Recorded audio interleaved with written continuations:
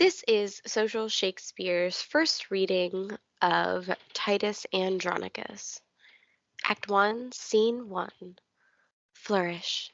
Enter the tribunes, including Marcus Andronicus, and senators aloft, and then enter below Saturninus and his followers at one door, and Basanius and his followers at another door, with other Romans, drums and trumpets.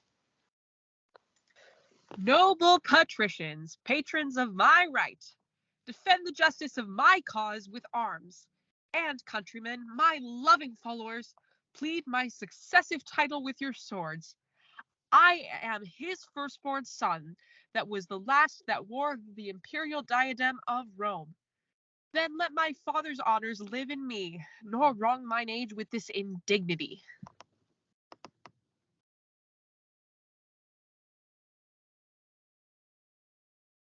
Romans, friends, followers, favours of my right, if ever Bassianus, Caesar's son, were gracious in the eyes of the royal Rome, keep then this passage to the capital, and suffer not dishonour to approach the imperial seat, to virtue consecrate, to justice, continence, and nobility, but let desert and pure election shine, and Romans fight for freedom in your choice.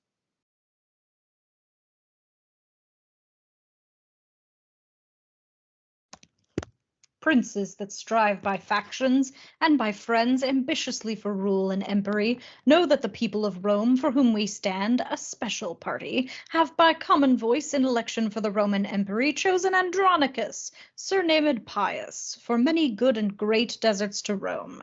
A nobler man, a braver warrior, lives not this day within the city walls.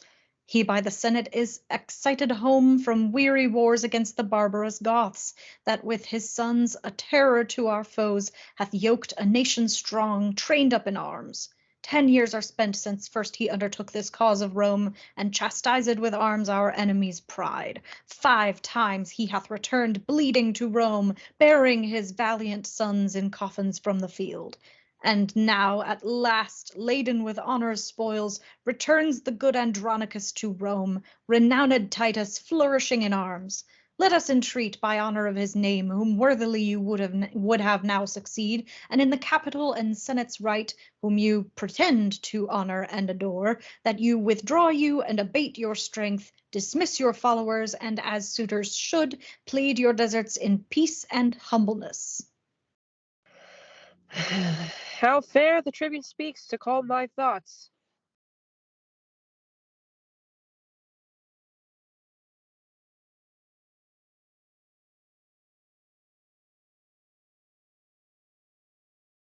Marcus Andronicus, so do I in thy uprightness and integrity, and so I love and honour thee and thine, thy noble brother Titus and his sons, and her, to whom my thoughts are humbled all, and her gracious Lavinia, Rome's rich ornament, but I will here dismiss my loving friends, and to my fortune and the people's favour commit my cause in balance to be weighed.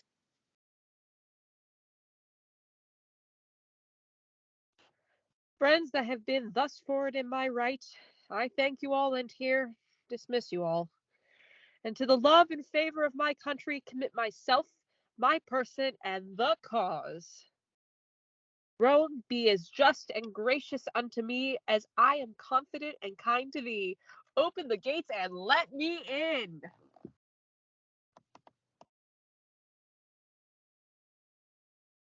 Tribunes and me, a poor competitor.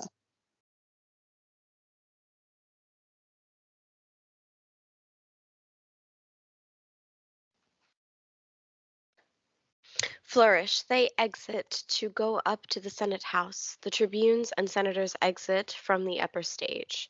Enter a captain. Romans, make way. The good Andronicus, patron of virtue, Rome's best champion, successful in the battles that he fights, with honour and with fortune is returned from where he circumscribed with his sword and brought to yoke the enemies of Rome.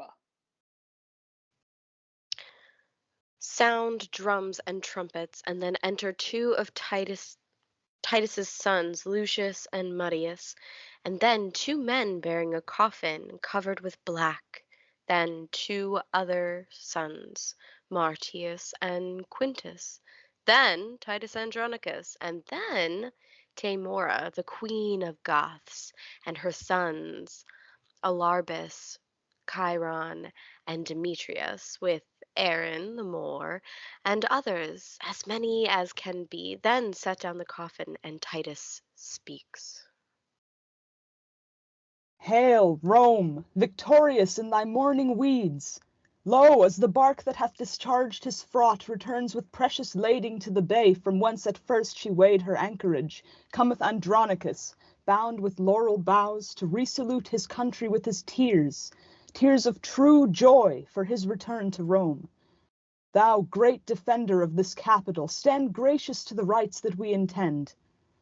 Romans, of 25 valiant sons, half of the number that King Priam had, behold the poor remains alive and dead.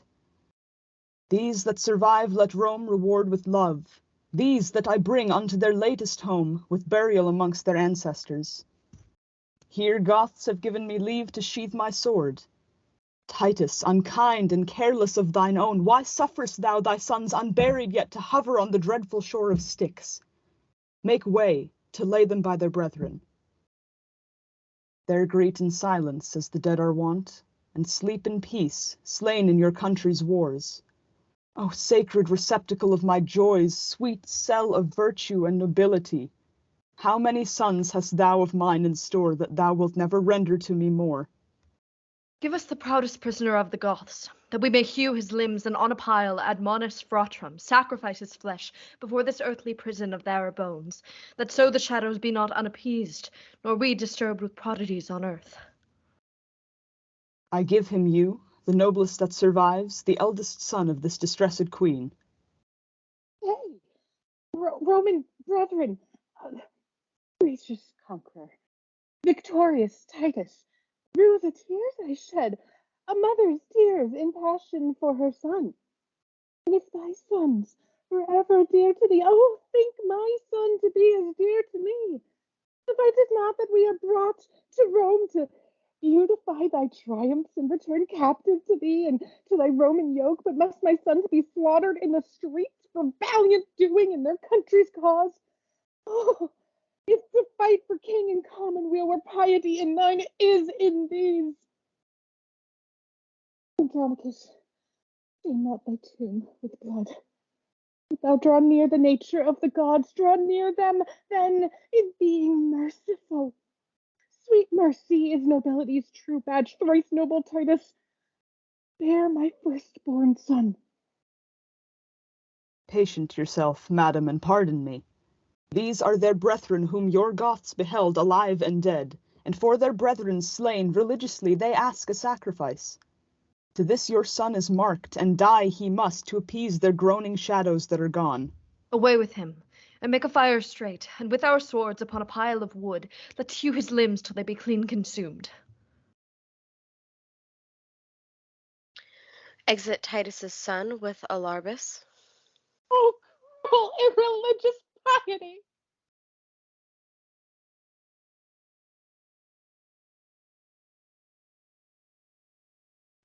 Was never Scythia half so barbarous?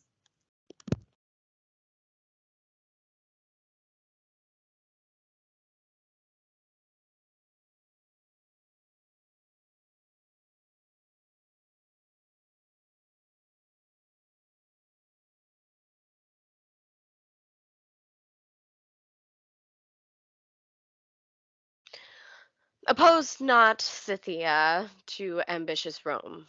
Alarbus goes to rest and we survive, to tremble under Titus's threatening look. Then, madam, stand resolved, and hope but hope withal the selfsame gods that armed the queen of Troy, with opportunity to sharp revenge upon Thracian tyrant in his tent, may favor Tamora the queen of Goths when Goths were Goths, and tomorrow was queen, to quit the bloody wrongs upon her foes. Enter the sons of Andronicus again with bloody swords. See, Lord and Father, how we have performed our Roman rites. Alarbus' limbs are lopped, and entrails feed the sacrificing fire, whose smoke like incense doth perfume the sky. Remaineth naught but to inter our brethren, and with loud larums welcome them to Rome. Let it be so, and let Andronicus make this latest farewell to their souls. In peace and honor rest you here, my sons. Rome's readiest champions, repose you here in rest, secure from worldly chances and mishaps. Here lurks no treason, here no envy swells, here grow no damned drugs, here are no storms, no noise, but silence and eternal sleep. In peace and honor rest you here, my sons. Enter Lavinia. In peace and honor live Lord Titus long, my noble lord and father, live in fame. Lo, at this tomb my tributary tears I render for my brethren's obsequies, and at thy feet I kneel, with tears of joy shed on this earth for thy return to Rome. O bless me here with thy victorious hand, whose fortune Rome's best citizens applaud. Kind Rome, that hast thus lovingly reserved the cordial of mine age to glad my heart, Lavinia, live, outlive thy father's days, and fame's eternal date for virtue's praise. Lavinia rises. Enter Marcus Andronicus carrying a white robe. Enter aloft Saturnus, Basanius, tribunes, senators, and guards. Long live Lord Titus, my beloved brother, gracious triumpher in the eyes of Rome. Thanks, gentle tribune, noble brother Marcus. And welcome nephews from successful wars, you that survive and you that sleep in fame. Fair lords, your fortunes are alike in all that in your country's service drew your swords. But safer triumph is this funeral pomp that hath aspired to Solon's happiness, and triumphs over chance in honor's bed. Titus Andronicus, the people of Rome, whose friend in justice thou hast ever been, send thee by me their tribune and their trust, this palliament of white and spotless hue, and name thee in election for the empire with these our late deceased emperor's sons. Be candidatus then, and put it on, and help to set a head on headless Rome. A better head her glorious body fits than his that shakes for age and feebleness. What, should I don this robe and trouble you? Be chosen with proclamations today, tomorrow yield up rule, resign my life, and set abroad new business for you all.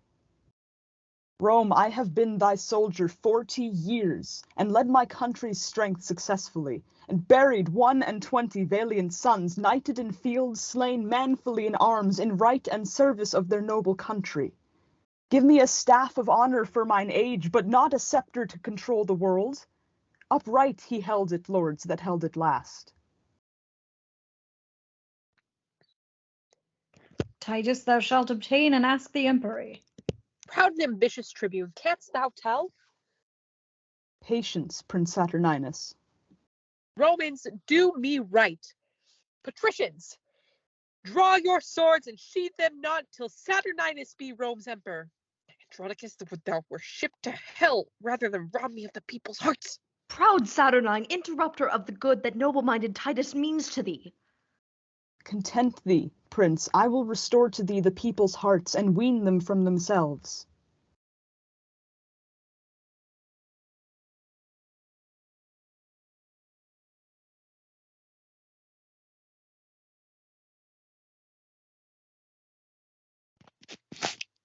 Andronicus, I do not flatter thee, but honour thee, and will do till I die. My faction, if thou strengthen with thy friends, I will most thankful be, and thanks to men of noble minds is honourable meed. People of Rome and your people's tribunes here, I ask your voices and your suffrages. Will you bestow them friendly on Andronicus?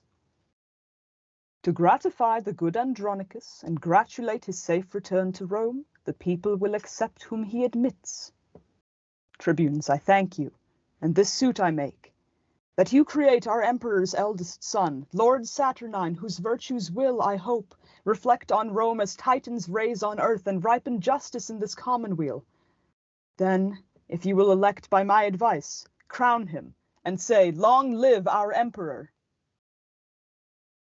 With voices and applause of every sort, patricians and plebeians, we create Lord Saturninus, Rome's great emperor, and say, Long live our Emperor Saturnine. A long flourish till Saturnus, Basanius, and guards come down. Titus Andronicus, for thy favors done to us in our election this day, I give thee thanks in part of thy deserts, and will with deeds requite thy gentleness. And for an onset, Titus, to advance thy name and honorable family, Lavinia will I make my empress, Rome's royal mistress, mistress of my heart, and in the sacred pantheon her espouse. Tell me, Andronicus, doth this motion please thee? It doth, worthy lord, and in this match I hold me highly honoured of your grace. And here in sight of Rome to Saturnine, king and commander of our commonweal, the world's wide emperor, do I consecrate my sword, my chariot, and my prisoners, presents well worthy Rome's imperious lord. Receive them, then, the tribute that I owe, mine honour's ensigns humbled at thy feet. Thanks, noble Titus, father of my life. How proud I am of thee and of thy gifts, Rome shall record. And when I do forget the least of these unspeakable deserts, Romans, forget your fealty to me. Now, madam, are you prisoner to an emperor, to him that for your honour and your state will use you nobly, and your followers. Goodly lady, trust me, of the hue that I would choose were I to choose anew. Clear up, fair queen, that cloudy countenance. Though chance of war hath wrought this change of cheer, thou comest not to be made a scorn in Rome. Princely shall be thy usage in every way. Rest on my word, and let not discontent daunt all your hopes. Madam, he comforts you can make you greater than the Queen of Goths. Lavinia, you are not displeased with this? Not I, my lord, sith true nobility warrants these words in princely courtesy. Thanks, sweet Lavinia. Romans, let us go. Ransomless here we set our prisoners free. Proclaim our honors, lords, with trump and drum. Flourish! Saturnus and his guards exit with drums and trumpets. Tribunes and senators exit aloft. Lord Titus, by your leave, this maid is mine. How, sir? Are you in earnest then, my lord? I, noble Titus, and resolve toward to do myself this reason and this right.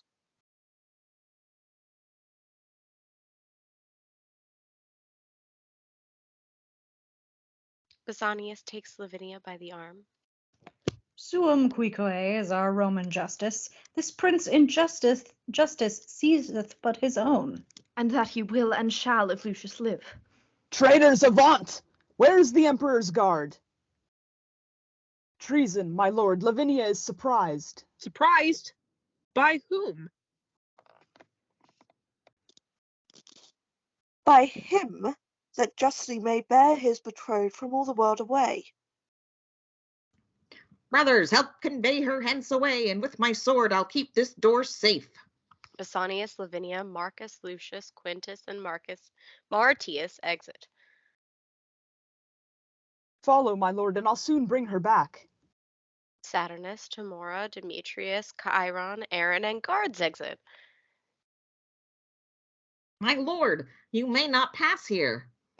What, villain boy, barst me my way in Rome?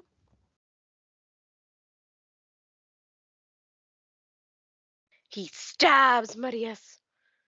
Help! Lucius, help! Muddius dies. Enter Lucius. My lord, you are unjust, and more than so. In wrongful quarrel you have slain your son. Nor thou, nor he are any sons of mine. My sons would never so dishonor me. Traitor, restore Lavinia to the emperor.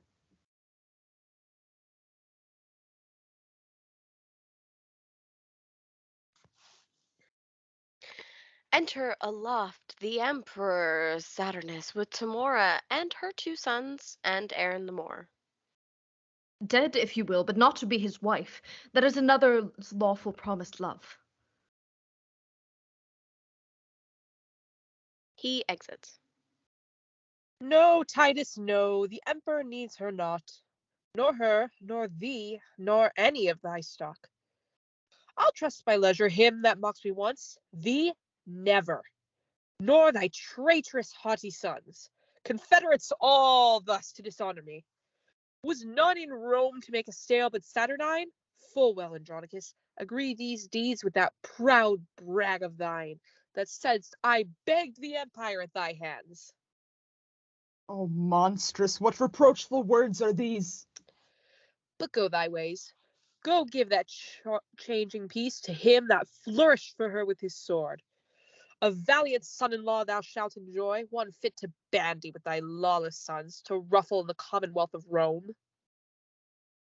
These words are razors to my wounded heart. And therefore, lovely Tamora, queen of Goths, that like the stately Phoebe mongst her nymphs dost overshine the gallantest dames of Rome. If thou be pleased with this my sudden choice, behold, I choose thee, Tamora, for my bride, and I will create thee Empress of Rome. Speak, Queen of Goths, dost thou applaud my choice? And here I swear by all the Roman gods, sith priest and holy water are so near, and tapers burn so bright, and everything in ready for Hymenaeus stand, I will not resalute the streets of Rome, or climb my palace, till from forth this place I lead espouse my bride along with me. And here in sight of heaven to Rome, I swear, if Saturnine advance the Queen of Goths, she will be a handmaid to his desires, a loving nurse, a mother to his youth. Ascend, fair queen, to Pantheon. Lords, accompany your noble emperor and his lovely bride, sent by the heavens for Prince Saturnine, whose wisdom hath her fortune conquered. There shall we consummate our spousal rites. All but Titus exit. I am not bid to wait upon this bride. Titus, when wert thou wont to walk alone, dishonored thus and challenged of wrongs? Enter Marcus and Titus's sons, Lucius, Marcus, and Quintus. Titus, see, oh, see what thou hast done. In a bad quarrel slain a virtuous son. No, foolish tribune, no. No son of mine, nor thou, nor these confederates in the deed that hath dishonored all our family. Unworthy brother and unworthy sons. But let us give him burial as becomes. Give Mutius burial with our brethren. Traitors, away! He rests not in this tomb. This monument 500 years hath stood, which I have sumptuously re-edified. Here none but soldiers and Rome's servitors repose in fame, none basely slain in brawls. Bury him where you can. He comes not here. My lord, this is impiety in you. My nephew Mutius' deeds do plead for him. He must be buried with his brethren. And shall, or him we will accompany. And shall. What villain was it spake that word? He that would vouch it in any place but here. What? Would you bury him in my despite?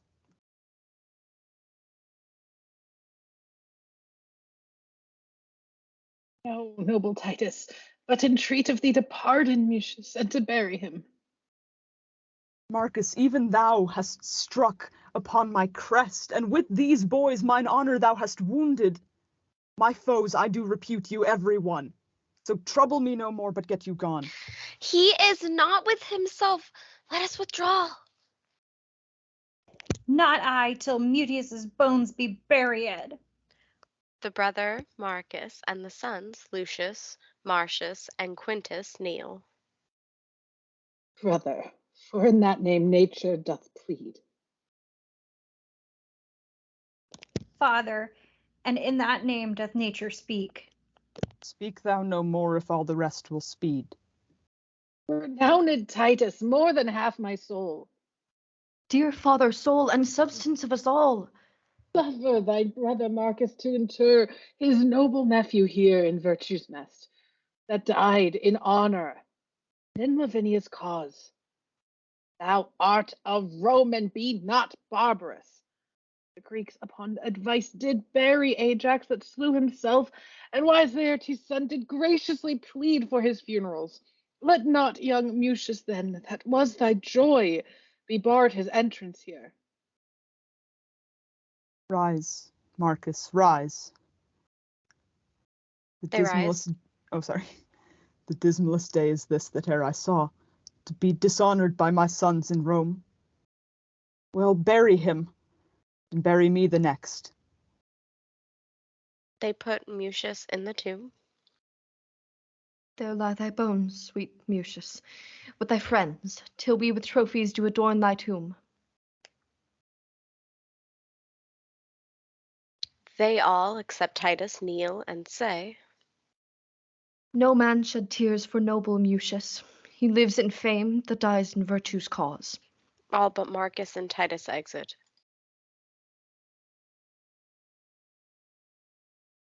My lord, to step out of these dreary dumps, how comes it that the subtle queen of Goths is of a sudden thus advanced in Rome? I know not, Marcus, but I know it is. Whether by device or no, the heavens can tell. Is she not then beholding to the man that brought her for this high good turn so far? Yes, and will nobly him remunerate.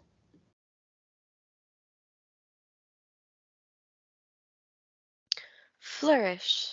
Enter the Emperor Saturnus, Timora and her two sons, with air in the moor, drums and trumpets at one door. Enter at the other door Basanius and Lavinia, with Lucius, Martus, and Quintus, and others. So, Bassianus, you have played your prize. God give you joy, sir, of your gallant bride.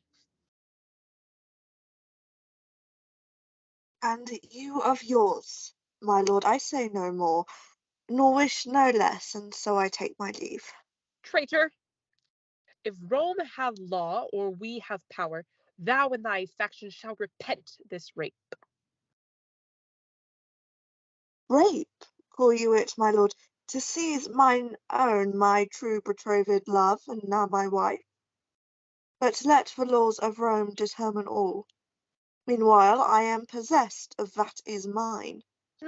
'Tis good, sir, you are very short with us. But if we live, we'll be as sharp with you.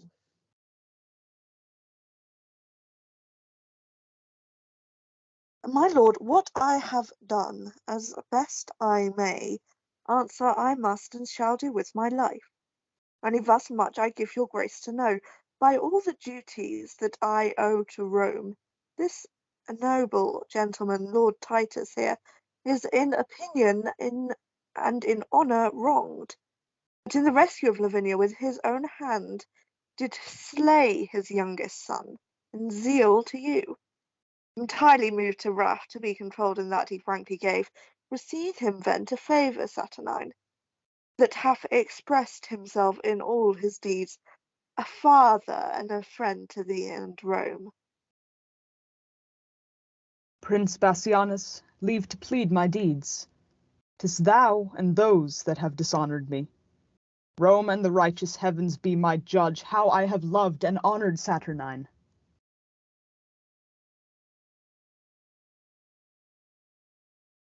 My worthy lord, if ever Timora were gracious in these princely eyes of thine, Then hear me speak indifferently for all, that my suit sweet. Pardon what is past. What, madam? Be dishonored openly, and basely put it up without revenge? Not so, my lord. The gods of Rome forfend I should be author to dishonor you. But on mine honor dare I undertake, for good Lord Titus, innocence in all, whose fury not dissembled speaks his griefs. Then at my suit look graciously on him, lose not so noble a friend on vain suppose, nor with sour looks afflict his gentle heart. My lord, be ruled by me, be won at last. Dissemble all your griefs and discontents. You are but newly planted on your throne. Lest, then, the people, and patricians too, upon a just survey take Titus' part, and so supplant you for ingratitude, which Rome reputes to be a heinous sin. Yield at entreats, and then let me alone. I'll find a day to massacre them all, and raise their faction and their family, the cruel father and his traitorous sons, whom I sued for my dear son's life. Make them know what 'tis to let a queen kneel in the streets and beg for grace in vain. Come, come, sweet emperor, come, Andronicus. Take up this good old man and cheer the heart that dies in tempest of thy angry frown. Rise, Titus, rise. My empress hath prevailed.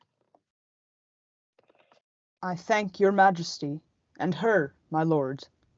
These words, these looks infuse new life in me. Titus, I am incorporate in Rome, a Roman now adopted happily, and must advise the emperor for his good. This day all quarrels die, Andronicus, and let it be mine honor, good my lord, that I have reconciled your friends and you.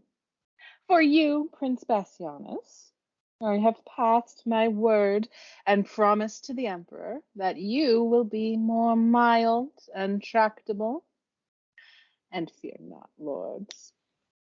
And you, Lavinia, by my advice, all humbled on your knees, you shall ask pardon of his majesty. Marcus, Lavinia, Lucius, Martus, and Quintus kneel. We do, and vow to heaven and to his highness that what we did was mildly as we might, tendering our sister's honor and our own. That, on mine honor, here I do protest. Away, and talk not. Trouble us no more. Nay, nay, sweet emperor, we must all be friends. The tribune and his nephews kneel for grace. I will not be denied. Sweetheart, look back. Marcus, for thy sake, and for thy brothers here, and at my lovely Tamara's entreats, I do remit these young men's heinous faults. Stand up. Lavinia, though you left me like a churl, I found a friend, and sure as death I swore I would not part a bachelor from the priest. Come, if the emperor's court can feast 2 brides, you are my guest, Lavinia, and your friends. This day shall be a love day, Tamara. Tomorrow, an it please your majesty, to hunt the panther and the hart with me, with horn and hound, will give your grace bonjour. Be it so, Titus and gramercy too. Sound trumpets, all but Aaron exit. Act 2, Scene 1. Now climbeth Tamra, Olympus' top, safe out of fortune's shot, and sits aloft, secure of thunder's crack or lightning flash, advanced above pale envy's threatening reach. As when the golden sun salutes the morn, and having gilt the ocean with his beams, gallops the zodiac in his glistering coach, and overlooks the highest peering hills. So Tamra. Upon her wit doth earthly honor wait, and virtue stoops and trembles at her frown. Then, Aaron, arm thy heart, and fit thy thoughts to mount aloft with thy imperial mistress, and mount her pitch, whom thou in triumph long hast prisoner held, fettered in amorous chains, and faster bound to Aaron's charming eyes than is Prometheus tied to Caucasus. Away with slavish weeds and servile thoughts, I will be bright, and shine in pearl and gold to wait upon this new-made empress. To wait, said I, to wanton with this queen, this goddess, this Semiramis, this nymph, this siren that will charm Rome's Saturnine, and see his shipwreck and his commonweals. Holla! What storm is this? Enter Chiron and Demetrius braving. Chiron, thy years wants wit, thy wits wants edge and manners, to intrude where I am graced, and may, for aught thou knowest, affected be. Demetrius, thou dost overween in all, and so in this to bear me down with braves. 'Tis not the difference of a year or two makes me less gracious, or thee more fortunate. I am as able and as fit as thou to serve and to deserve my mistress's grace, and that my sword upon thee shall approve, and plead my passions for Lavinia's love. Clubs, clubs, these lovers will not keep the peace. Why, boy, although our mother unadvised gave you a dancing rapier by your side, are you so desperate grown to threat your friends? Go to, have your lath glued within your sheath till you know better how to handle it. Meanwhile, sir, with the little skill I have, full well shalt thou perceive how much I dare. Ah, boy, grow you so brave? They draw. Why, how now, lords? So near the emperor's palace dare you draw and maintain such a quarrel openly? Full well I wot the ground of all this grudge. I would not, for 1,000,000 of gold, the cause were known to them it most concerns. Nor would your noble mother for much more be so dishonored in the court of Rome. For shame! Put up! Not I, till I have sheathed my rapier in his bosom, and withal thrust those reproachable speeches down his throat, that he hath breathed in my dishonor here. For that I am prepared and full resolved, foul-spoken coward, that thunderest with thy tongue, and with thy weapon nothing darest perform. Away, I say! Now by the gods that warlike Goths adore, this petty brabble will undo us all. My lords, and think you not how dangerous it is to jet upon a prince's right? What? Is Lavinia then become so loose, or Bassianus so degenerate, that for her love such quarrels may be broached without controlment, justice, or revenge? Young lords, beware, and should the empress know this discord's ground, the music would not please. I care not, I knew she and all the world. I love Lavinia more than all the world. Youngling, learn thou to make some meaner choice. Lavinia is thy elder brother's hope.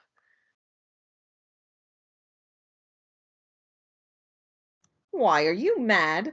Or know you not in Rome how furious and impatient they be, and cannot brook competitors in love? I tell you, lords, you do but plot your deaths by this device.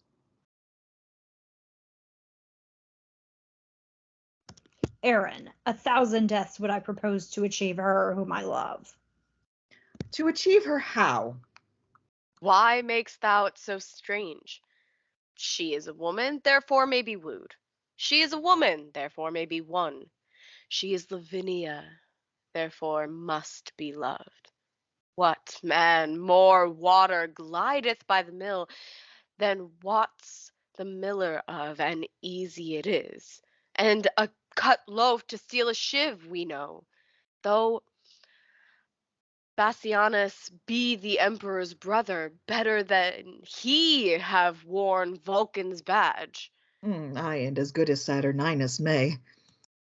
Then why should he despair that knows to court it with words, fair looks, and liberality? What, hast not thou full often struck a doe, and borne her cleanly by the keeper's nose? Why then, it seems some certain snatch or so would serve your turns.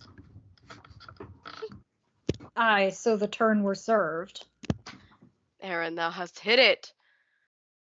Would you had hit it too, then should not we be tired with this ado. Why, hark you, hark you! And are you such fools to square for this? Would it offend you then that both should speed?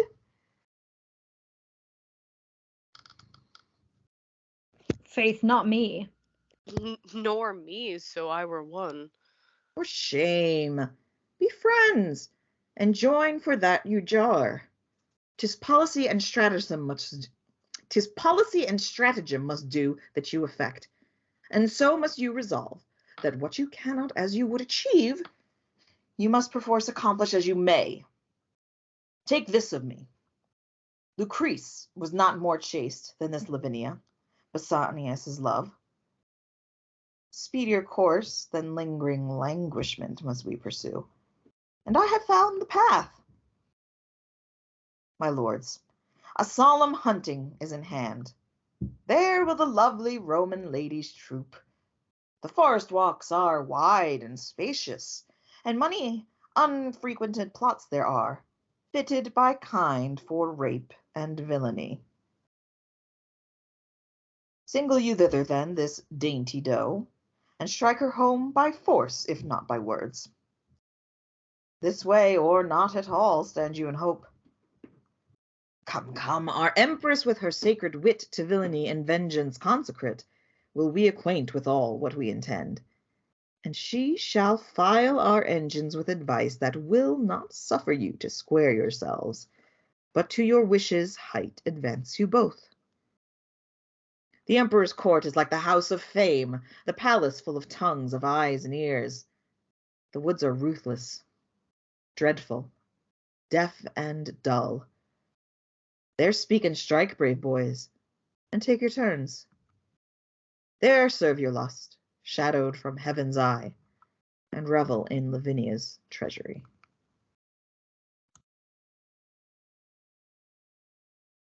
Thy counsel, lad, smells of no cowardice. Sit fas aut nefas, till I find the stream to cool this heat, a charm to calm these fits. Per stygia, per manus vehor. They exit. Scene 2. Enter Titus Andronicus and his 3 sons, and Marcus, making a noise with hounds and horns. The hunt is up, the moon is bright and grey, the fields are fragrant and the woods are green. Uncouple here and let us make a bay, and wake the emperor and his lovely bride, and rouse the prince, and ring a hunter's peal, that all the court may echo with the noise. Sons, let it be your charge, as it is ours, to attend the emperor's person carefully. I have been troubled in my sleep this night, but dawning day new comfort hath inspired. Hear cry of hounds and wind horns in appeal. Then enter Saturnus, Timora, Bassianus, Lavinia, Chiron, Demetrius, and their attendants.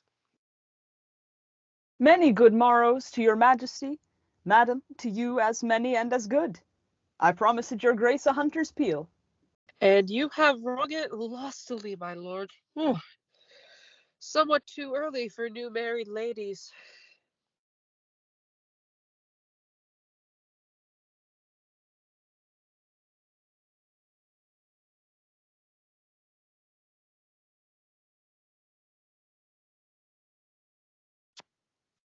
Lavinia, how say you?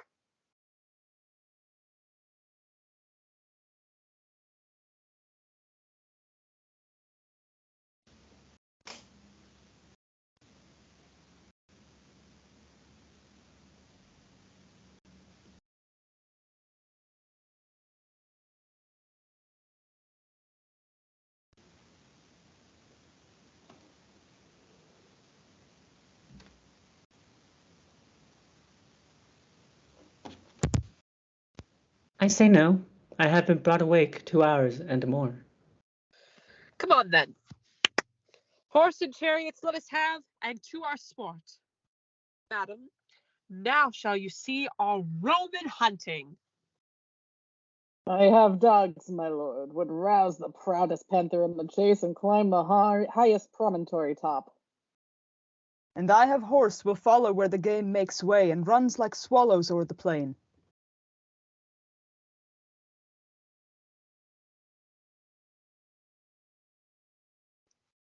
Chiron, we hunt not, we with horse nor hound, but hope to pluck a dainty doe to ground. They exit. Scene 3. Enter Aaron, alone, carrying a bag of gold. He that had wit would think I had none to bury so much gold under a tree, and never after to inherit it. Let him that thinks of me so abjectly know that this gold must coin a stratagem, which, cunningly effected, will beget a very excellent piece of villainy.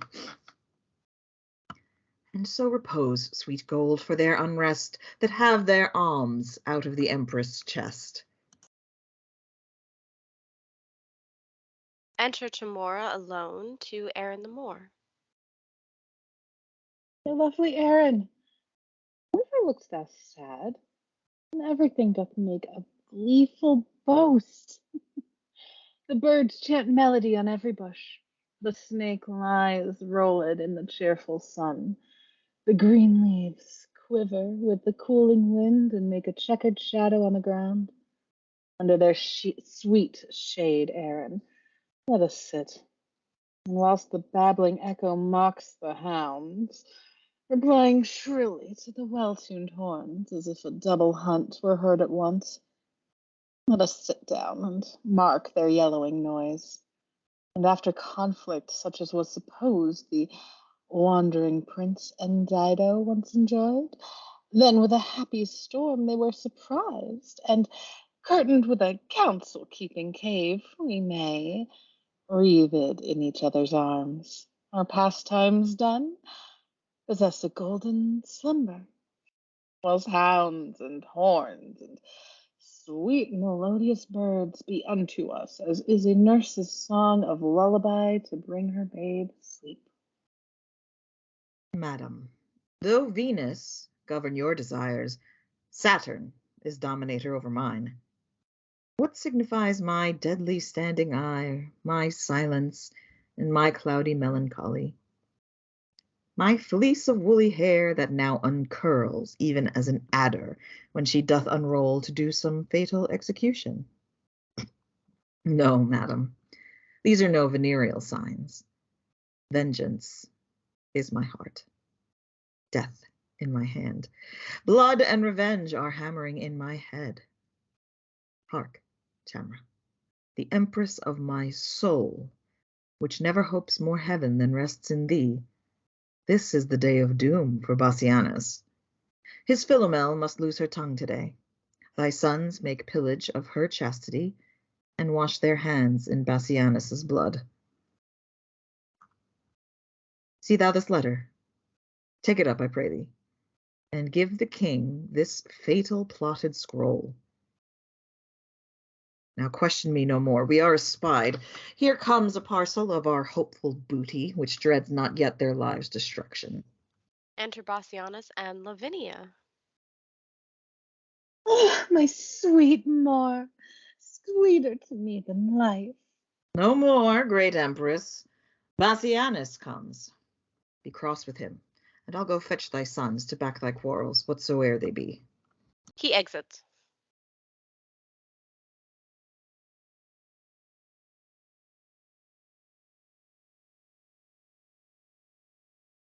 Who have we here?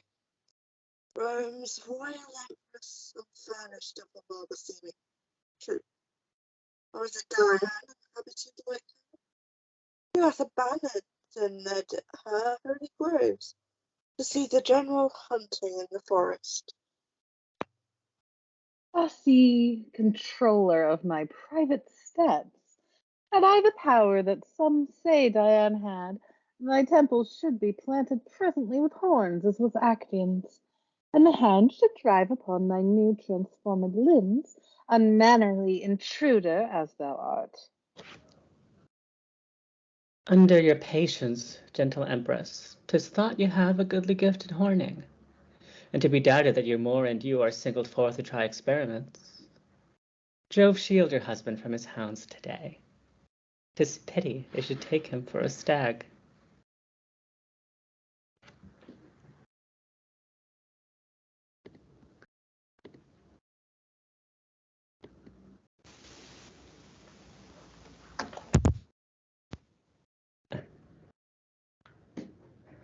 Under your patience, gentle Empress, 'tis thought you have a goodly gift in horning, and to be doubted that your moor and you are singled forth to try experiments.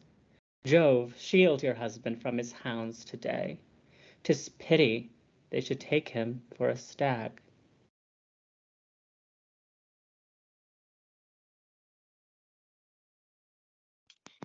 Believe me, Queen, your swarthy Cimmerian doth make your honour of his body's hue, spotted, detested, and abominable. Why are you sequestered from all your train, dismounted from your snow-white goodly steed, and wandered hither to an obscure plot, accompanied but with a barbarous Moor, if foul desire had not conducted you? And being intercepted in your sport, great reason that my noble lord be rated for sauciness. I pray you, let us hence, and let her joy, her raven-colored love, this valley fits the purpose passing well.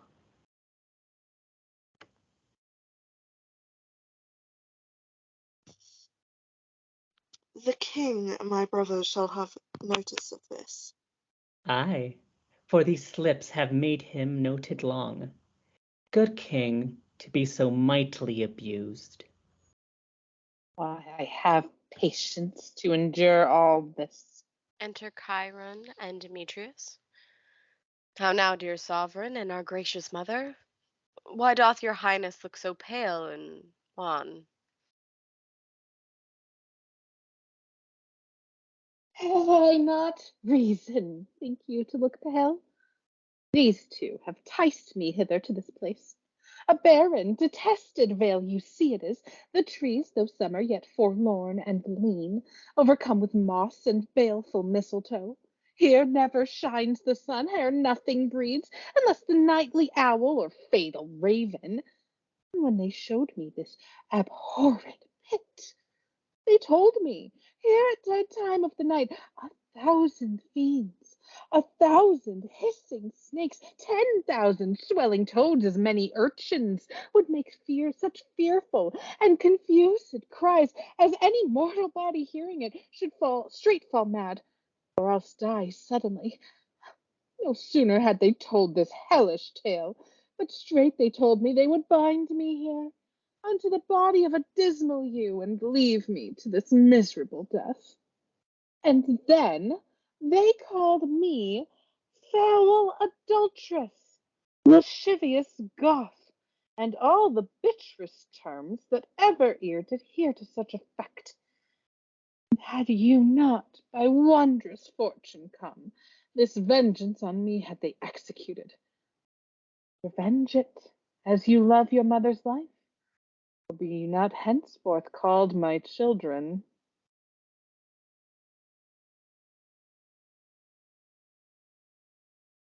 This is a witness that I am thy son.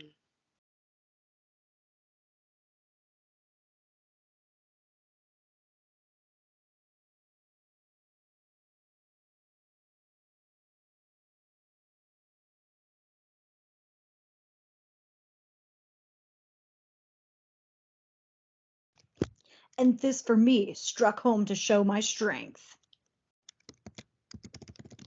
They stab Bassianus. Aye, come, Semiramis, nay, barbarous Timora, for no name fits thy nature but thy own. Give me the poniard. You shall know, my boys, your mother's hand shall right your mother's wrong. Stay, madam, here is more belongs to her. First thrash the corn, then after burn the straw, This minion stood upon her chastity, upon her nuptial vow, her loyalty, and with that painted hope braves your mightiness. And shall she carry this under her grave?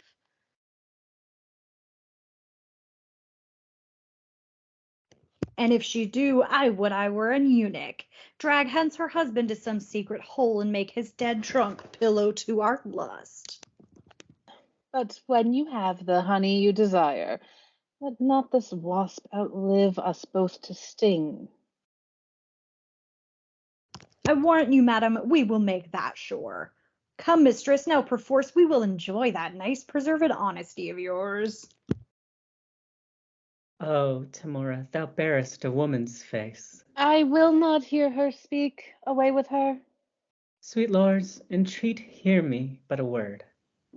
Listen, fair madam, let it be your glory to see her tears, but be your heart to them as unrelenting flint to drops of rain.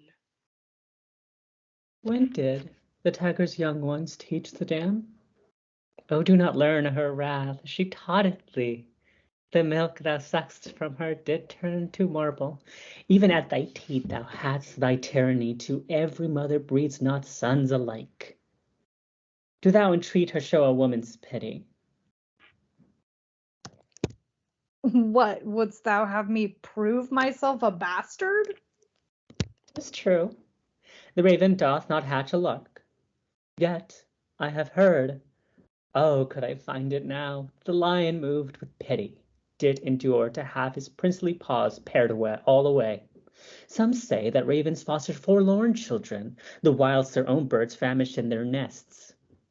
Oh, to be me, though thy hard heart says no, nothing so kind, but something pitiful. I know not what it means. Away with her. Oh, let me teach thee, for my father's sake, that gave thee life when well he might have slain thee. Be not obdurate, open thy deaf ears.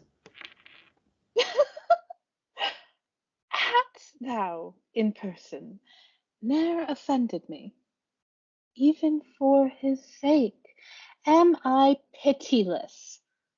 Remember, boys, I poured forth tears in vain to save your brother from the sacrifice, but fierce Andronicus would not relent. Therefore, away with her, and use her as you will. The worse to her, the better loved of me. Oh, Tamora, be called a gentle queen, and with thine own hands kill me in this place. For 'tis not life that I have begged so long for. Poor I was slain when Bassianus died. What beggest thou then? But woman, let me go. 'Tis present death I beg, and one thing more that womanhood denies my tongue to tell. Oh, keep me from their worse than killing lust, and turn me into some loathsome pit, where never man's eye may behold my body. Do this, and be a charitable murderer. So should I rob my sweet sons of their fee? No. Let them satisfy their lust on thee. Away, for thou hast stayed us here too long. No grace, no womanhood? Ah, beastly creature, the blot and enemy to our general name, confusion fall.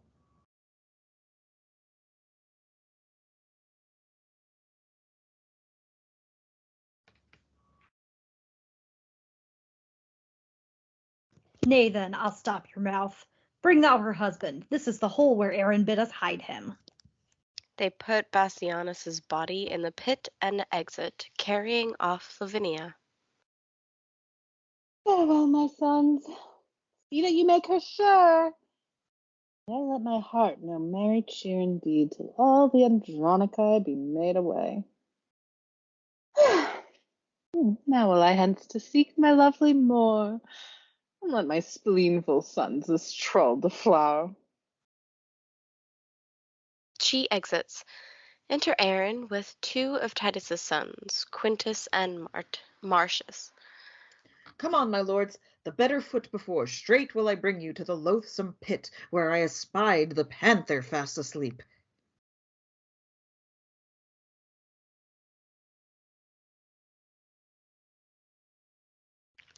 My sight is very dull, whate'er it bodes. And mine, I promise you. Were it not for shame, well, I could leave our sport to sleep a while. Ah! What, art thou fallen? What subtle hole is this? Whose mouth is covered with rude growing briars, upon whose leaves are drops of new shed blood, as fresh as morning dew distilled on flowers? A very fatal place, it seems to me. Speak, brother! Hast thou hurt thee with the fall? Oh, brother, would the dismalst object hurt that ever I with sight made heart lament? Oh, Now will I fetch the king to find them here, that he thereby may have a likely guess how these were they that made away his brother. he exits. Why dost not comfort me and help me out from this unhallowed and blood-stained hole? I am surprised with an uncouth fear, a chilling sweat o'erruns my trembling joints. My heart suspects more than mine eye can see. To prove thou hast a true divining heart, Aaron and thou look down into this den and see a fearful sight of blood and death. Aaron is gone, and my compassionate heart will not permit mine eyes once to behold the thing whereat it trembles by surmise. Oh, tell me, who is it? For ne'er till now was I a child to fear I know not what. Lord Bassianus lies bewrayed in blood, all on a heap like to a slaughtered lamb in this detested, dark, blood-drinking pit. If it be dark, how dost thou know 'tis he? Upon his bloody finger he doth wear a precious ring that lightens all this whole, which like a taper in some monument doth shine upon the dead man's earthy cheeks, and shows the ragged entrails of this pit. So pale did shine the moon on Pyramus when he by night lay bathed and made in blood. Oh, brother, help me with thy fainting hand. If fear hath made thee faint as me it hath, out of this fell devouring receptacle, as hateful as Titus's misty mouth. Reach me thy hand that I may help thee out, or wanting strength to do thee so much good, I may be plucked into the swallowing boom of this deep pit. Oh, poor Bassianus's grave. I have no strength to pluck thee to the brink. Nor I no strength to climb without thy help. Thy hand once more I will not loose again. Wilt, till thou art here aloft, or I below, thou canst not come to me. I come to thee. Oh. Entered the Emperor Saturnus with attendants and Aaron the Moor. Along with me. I'll see what hole is here and what he is that now is leapt into it. Say, who art thou that lately didst descend into this gaping hollow of the earth? The unhappy sons of old Andronicus brought hither in a most unlucky hour to find thy brother Bassianus dead. My brother dead? I know thou dost but jest. He and his lady both are at the lodge upon the north side of this pleasant chase. 'Tis not an hour since I left them there. Oh, we know not where you left them all alive, but out, alas, here have we found him dead. Enter Tamora, Titus Andronicus, and Lucius. Where is my lord the king? Here, Tamara, though grieved with killing grief. Where is thy brother Bassanius? Now to the bottom dost thou search thy wound. Poor Bassanius here lies murdered. And all too late I bring this fatal writ. The complot of this timeless tragedy, and Wonder greatly that man's face can fold in pleasing smiles such murderous tyranny.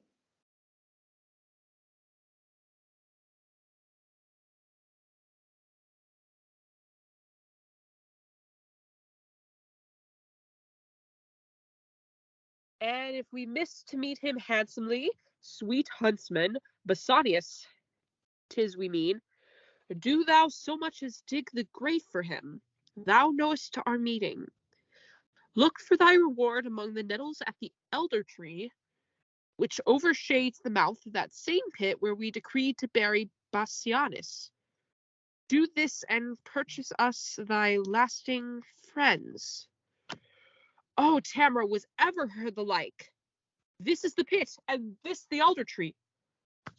Look, sirs, if you can find the huntsman out that should have murdered Bassianus here.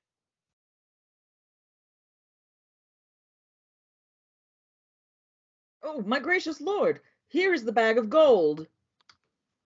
2 of thy whelps, fell curs of bloody kind, have here bereft my brother of his life.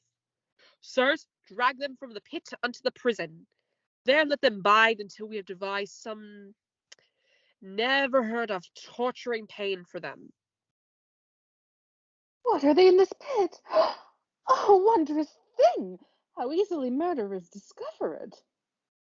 Attendants pull Quintus, Marcius, and the body of Bassianus from the pit. High Emperor, upon my feeble knee I beg this boon with tears not lightly shed, that this fell fault of my accursed sons, accursed if the faults be proved in them. If it be proved, you see it is apparent. Who found this letter? Tamara? Was it you? Andronicus himself did take it up. I did, my lord, yet let me be their bail. For by my father's reverend tomb I vow they shall be ready at your highness's will to answer their suspicion with their lives. Thou shalt not bail them. See thou follow me. Some bring the murdered body, some the murderers. Let them not speak a word. The guilt is plain. For by my soul, were there worse end than death, that end upon them should be executed. Andronicus, I will entreat the king. Fear not thy sons, they shall do well enough. Come, Lucius, come. Stay not to talk with them. They exit with attendants leading Marcius and Quintus and bearing the body of Bassianus. Scene 4. Enter the Empress's sons, Demetrius and Chiron, with Lavinia, her hands cut off, and her tongue cut out, and ravished. So now go tell, and if thy tongue can speak, who 'twas that cut thy tongue and ravished thee. Write down thy mind, bewray thy meaning so, and if thy stumps will let thee play the scribe. See how with signs and tokens she can scroll. Go home, call for sweet water, wash thy hands. She hath no tongue to call, nor hands to wash, and so let's leave her to her silent walks. And 'twere my cause I should go hang myself. If thou hadst hands to help thee knit the cord.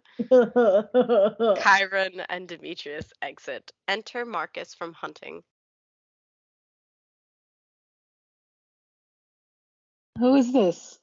My niece that flies away so fast. Cousin! A word! Where's your husband? If I do dream, would all my wealth would wake me. If I do wake, some planet strike me down that I may slumber in eternal sleep.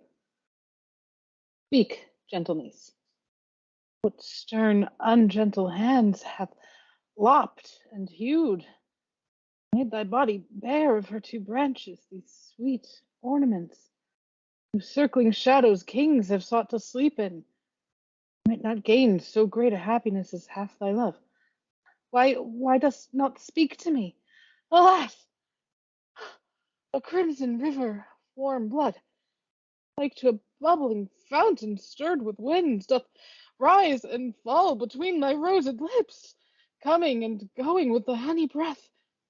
Oh, But sure some Darius hath deflowered thee, unless thou shouldst detect him. Cut thy tongue, and now thou dost turn away thy face for shame. And notwithstanding all this loss of blood, as from a conduit with 3 issuing spouts, do thy cheeks look red as Titan's face, blushing to be encountered with a cloud. Shall I speak for thee? Shall I say 'tis so? Oh, but I knew thy heart, and knew the beast, that I might rail at him to ease my mind. Oh, sorrow concealed like an oven stopped doth burn the heart to cinders where it is. Fair Philomela, why she but lost her tongue, and in a tedious sampler sowed her mind, but lovely niece, that mean is cut from me. The craftier Darius' cousin hast thou met, and he hath cut those pretty fingers off that could have better sewed than Philomel. Oh, had the monster seen those lily hands tremble like aspen leaves upon a lute, and make the silken strings delight to kiss them, he would not have touched them for his life. Or had he heard the heavenly harmony which that sweet tongue hath made, he would have dropped his knife and fell asleep, the Cerberus at the Thracian poet's feet. Come, let us go, and make thy father blind. Such a sight will blind a father's eye. 1 hour's storm will drown the fragrant meads. What will whole months of tears thy father's eyes? Do not draw back, we will mourn with thee. Oh, could our mourning ease thy misery?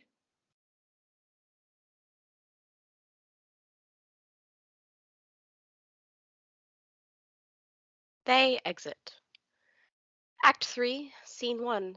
Enter the judges and senators with Titus's 2 sons, Quintus and Marcius, bound, passing on the stage to the place of execution, and Titus going before, pleading.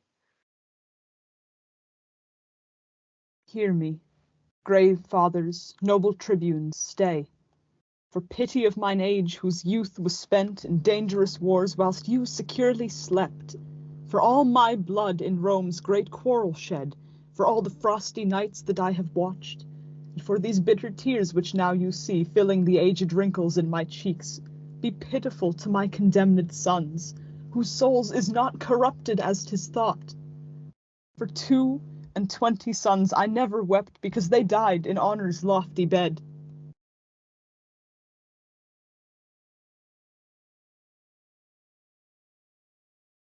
For these tribunes, in the dust I write my heart's deep languor and my soul's sad tears. Let my tears staunch the earth's dry appetite. My son's sweet blood will make it shame and blush. O earth, I will befriend thee more with rain than thou shalt distill from these 2 ancient ruins than youthful April shall with all his showers. In summer's drought I'll drop upon thee still. In winter with warm tears I'll melt the snow, and keep eternal springtime on thy face, so thou refuse to drink my dear son's blood. Enter Lucius with his weapons drawn. O reverend tribunes, O gentle aged men, unbind my sons, reverse the doom of death, and let me say that never wept before. My tears are now prevailing orators. O noble father, you lament in vain. The tribunes hear you not, no man is by, and you recount your sorrows to a stone. Lucius, for thy brothers let me plead. Grave tribunes, once more I entreat of you. My gracious lord, no tribune hears you speak. Why, 'tis no matter, man. If they did hear, they would not mark me. If they did mark, they would not pity me. Yet plead I must, and bootless unto them. Therefore I tell my sorrows to the stones, who, though they cannot answer my distress, yet in some sort they are better than the tribunes, for that they will not intercept my tale. When I do weep, they humbly at my feet receive my tears, and seem to weep with me. And were they but attired in grave weeds, Rome could afford no tribunes like to these. A stone is soft as wax, tribunes more hard than stones. A stone is silent and offendeth not, and tribunes with their tongues doom men to death. But wherefore standst thou with thy weapon drawn? To rescue my two brothers from their death, for which attempt the judges have pronounced my everlasting doom of banishment. O happy man, they have befriended thee. Why, foolish Lucius, dost thou not perceive that Rome is but a wilderness of tigers? Tigers must prey, and Rome affords no prey but me and mine. How happy art thou, then, from these devourers to be banished? But who comes with our brother Marcus here? Enter Marcus with Lavinia. Titus, prepare thy aged eyes to weep, or if not so, thy noble heart to break. I bring consuming sorrow to thine age. Will it consume me? Let me see it, then. This was thy daughter. Why, Marcus, so she is. Ay me, this object kills me. Faint-hearted boy, arise and look upon her. Speak, Lavinia. What accursed hand hath made thee handless in thy father's sight? What fool hath added water to the sea, or brought a maggot to bright burning Troy? My grief was at the height before thou camest, and now like Nilus it disdaineth bounds. Give me a sword. I'll chop off my hands too, for they have fought for Rome, and all in vain. And they have nursed this woe in feeding life. In bootless prayer have they been held up, and they have served me to effectless use. Now all the service I require of them is that the one will help to cut the other. 'Tis well, Lavinia, that thou hast no hands, for hands to do Rome's service is but vain. Speak, gentle sister, who hath martyred thee? Oh, that delightful engine of her thoughts that blabbed them with such pleasing eloquence is torn from forth that pretty hollow cage, where like a sweet melodious bird it sung sweet varied notes enchanting every ear. Oh, say thou for her who hath done this deed. Oh, thus I found her straying in the park, seeking to hide herself, as doth the deer that hath received some unrecuring wound.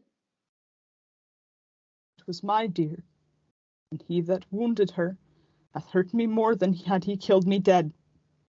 For now I stand as one upon a rock, environed with a wilderness of sea, who marks the waxing tide grow wave by wave, expecting ever when some envious surge will in his brinish bowels swallow him. This way to death my wretched sons are gone. Here stands my other son a banished man, and here my brother weeping at my woes. But that which gives my soul the greatest spurn is dear Lavinia, dearer than my soul. Had I but seen thy picture in this plight, it would have madded me. What shall I do, now I behold thy lively body so? Thou hast no hands to wipe away thy tears, nor tongue to tell me who hath martyred thee.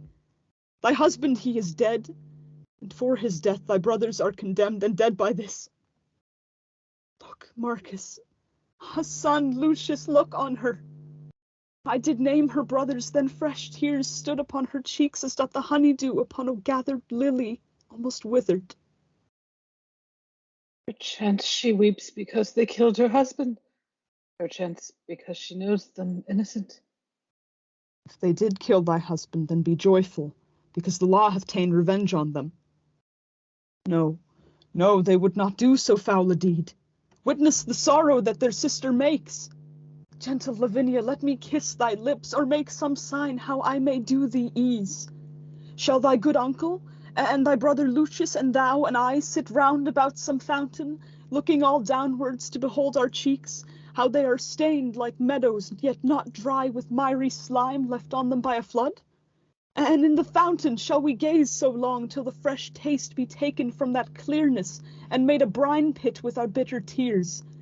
Or shall we cut away our hands like thine? Shall we bite our tongues, and in dumb shows pass the remainder of our hateful days? What shall we do?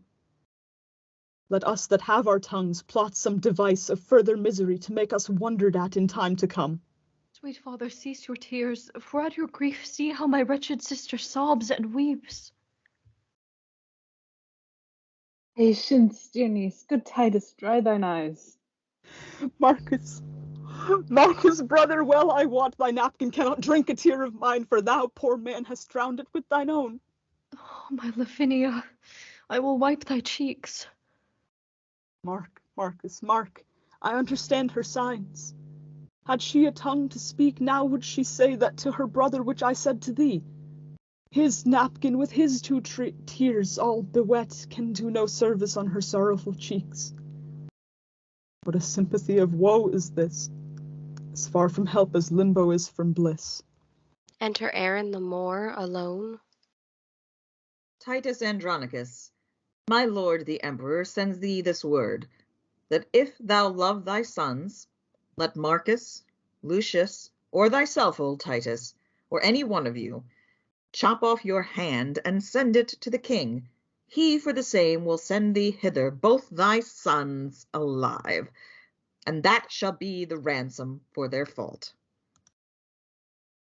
Gracious emperor, O gentle Aaron, did ever raven sing so like a lark, that gives sweet tidings of the sun's uprise? With all my heart I'll send the emperor my hand. Good Aaron, wilt thou help to chop it off? Stay, father, for that noble hand of thine that hath thrown down so many enemies shall not be sent. My hand will serve the turn. My youth can better spare my blood than you, and therefore mine shall save my brothers' lives.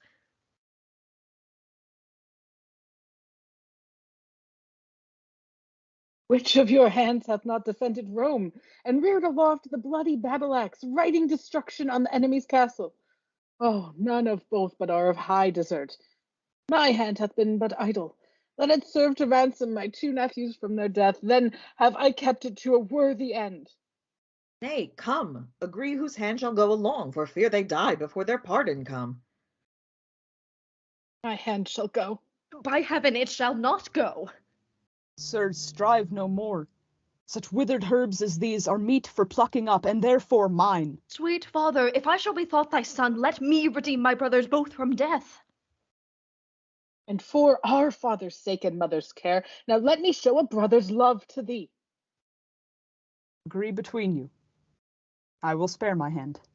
Then I'll go fetch an axe. I will use the axe. Lucius and Marcus exit. Come hither, Aaron. I'll deceive them both. Lend me thy hand, and I will give thee mine. If that be called deceit, I will be honest, and never whilst I live deceive men so. But I'll deceive you in another sort, and that you'll say ere half an hour past. He cuts off Titus's hand. Enter Lucius and Marcus again. Now stay your strife. What shall be is dispatched. Good Aaron, give his majesty my hand. Tell him it was a hand that warded him from 1,000 daggers. Bid him bury it. More hath it merited, that let it have. As for my sons, say I account of them as jewels purchased at an easy price, and yet dear, too, because I bought mine own. I go, Andronicus, and for thy hand, look by and by to have thy sons with thee. Their heads, I mean. Oh, how this villainy doth fat me with the very thoughts of it, that fools do good and fair men call for grace. Aaron will have his soul black, like his face. He exits. Here I lift this one hand up to heaven, and bow this feeble ruin to the earth. If any power pities wretched tears, to that I call. What, wouldst thou kneel with me? Do, then, dear heart, for heaven shall hear our prayers, or with our sighs will breathe the welkin dim, and stain the sun with fog, as sometime clouds when they do hug him in their melting bosoms. Oh, brother, speak with possibility. Do not break into these deep extremes. Is not my sorrow deep, having no bottom? Then be my passions bottomless with them. But yet let reason govern thy lament. If there were reason for these miseries, then into limits could I bind my woes. When heaven doth weep, doth not the earth o'erflow? If the winds rage, doth not the sea wax mad, threatening the welkin with his big swollen face? And wilt thou have a reason for this coil? I am the sea. Hark how her sighs doth flow. She is the weeping welkin, I the earth. Then must my sea be moved with her sighs, then must my earth with her continual tears become a deluge, overflowed and drowned. For why my bowels cannot hide her woes, but like a drunkard must I vomit them. Then give me leave, for losers will have leave to ease their stomachs with their bitter tongues. Enter a messenger with 2 heads and a hand? Worthy Andronicus, ill art thou repaid for that good hand thou sent'st the emperor. Here are the heads of thy 2 noble sons, and here's thy hand in scorn to be sent back. Thy grief their sports, thy resolution mocked. That woe is me to think upon thy woes, more than remembrance of my father's death.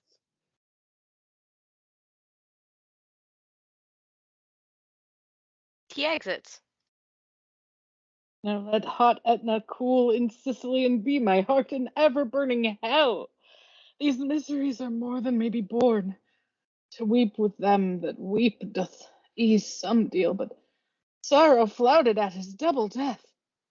Oh, that this sight should make so deep a wound, and yet detested life not shrink thereat. That ever death should let life bear his name, where life hath no more interest but to breathe. Lavinia kisses Titus.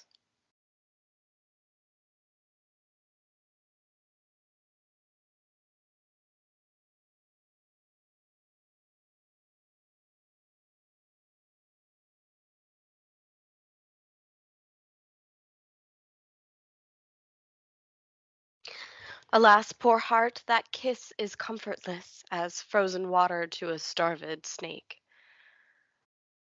When will this fearful slumber have an end? Now, farewell, flattery. Die, Andronicus. Thou dost not slumber. See thy 2 sons' heads, thy warlike hand, thy mangled daughter here, thy other banished son with this dear sight, struck pale and bloodless, and thy brother, I, even like a stony image, cold and numb. Ah, now no more will I control thy griefs. Rent off thy silver hair, thy other hand, gnawing with thy teeth, and be this dismal sight the closing up of our most wretched eyes. Now is a time to storm. Why art thou so still? Why dost thou laugh? It fits not with this hour. Titus and Lavinia rise. Why, I have not another tear to shed. Besides, the sorrow is an enemy, and would usurp upon my watery eyes and make them blind with tributary tears. Then which way shall I find revenge's cave? For these 2 heads do seem to speak to me, and threat me I shall never come to bliss till all these mischiefs be returned again, even in their throats that hath committed them. Come, let me see what task I have to do. You heavy people, circle me about, that I may turn me to each one of you and swear unto my soul to right your wrongs. The vow is made. Come, brother, take a head, and in this hand the other will I bear. And Lavinia, thou shalt be employed in these arms. Bear thou my hand, sweet wench, between thy teeth. As for thee, boy, go, get thee from my sight. Thou art an exile, and thou must not stay.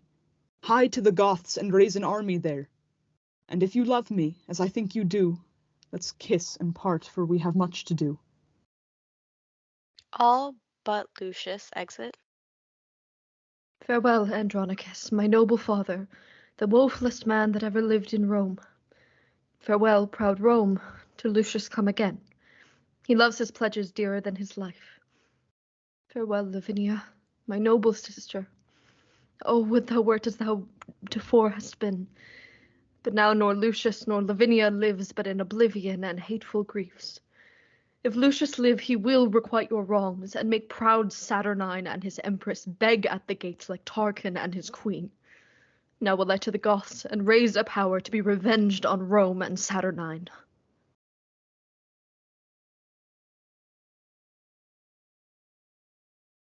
Lucius exits.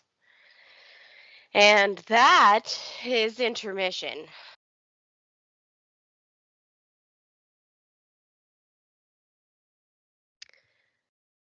This is part 2 of Social Shakespeare's first reading of Titus Andronicus.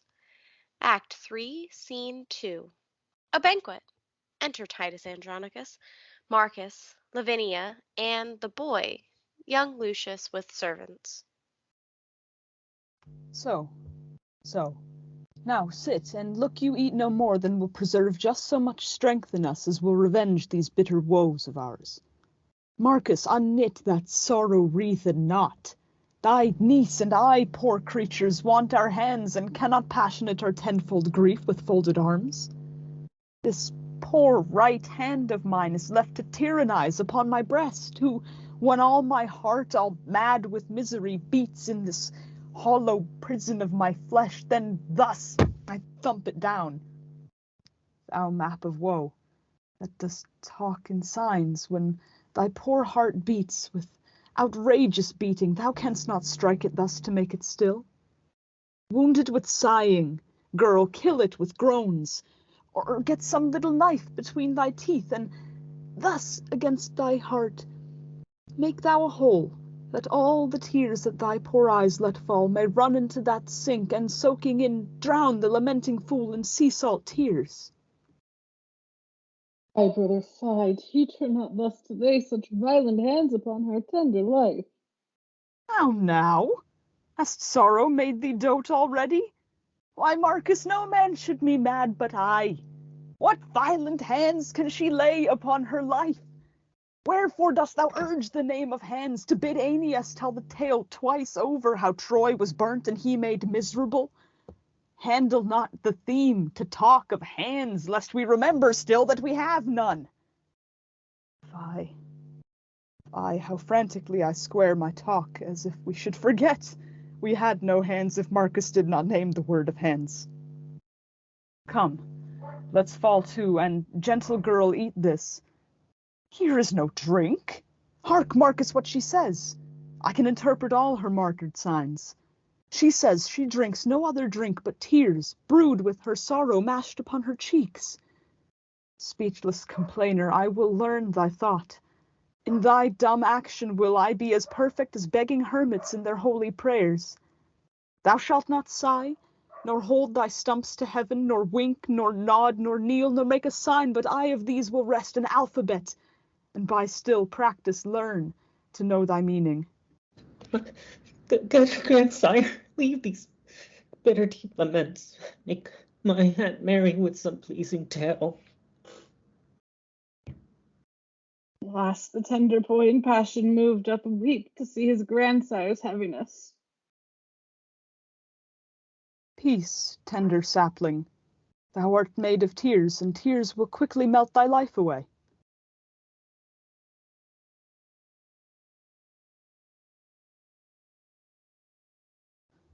What dost thou strike at, Marcus, with thy knife? At that I have killed my lord a fly. Out on thee, murderer! Thou kill'st my heart. Mine eyes are cloyed with view of tyranny, as a deed of death done on the innocent becomes not Titus's brother. Get thee gone. I see thou art not for my company. Alas, my lord, I have but killed a fly. But how if that fly had a father and a mother? How would he hang his slender gilded wings and buzz lamenting doings in the air? Poor harmless fly, that with his pretty buzzing melody came here to make us merry, and thou hast killed him!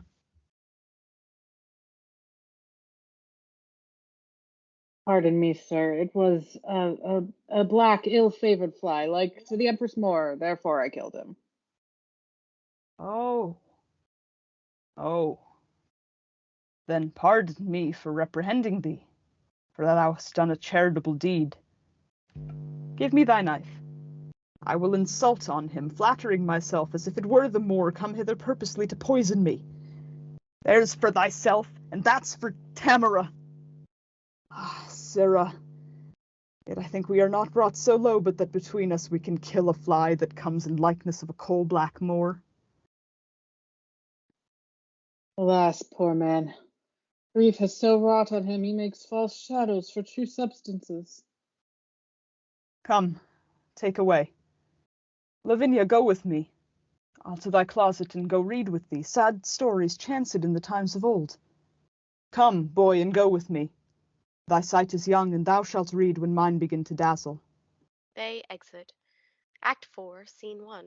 Enter Lucius's son, and Lavinia running after him, and the boy flies from her with his books under his arm.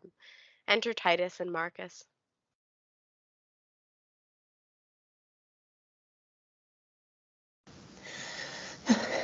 Help, grandsire, help.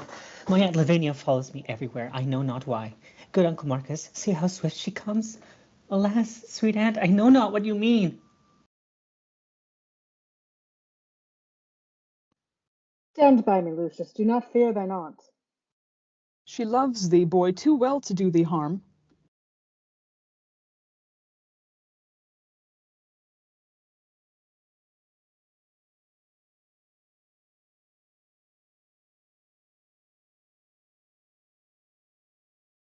She loves thee, boy, too well to do thee harm.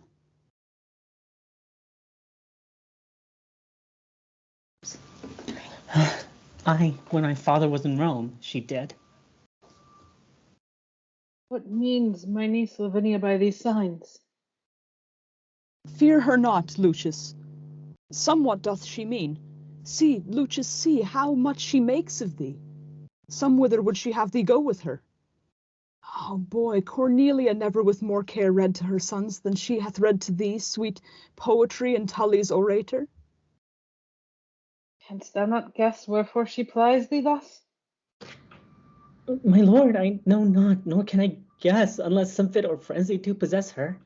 For I have heard my grandsire say full oft extremity of griefs would make men mad, and I have read that Hecuba of Troy ran mad for sorrow.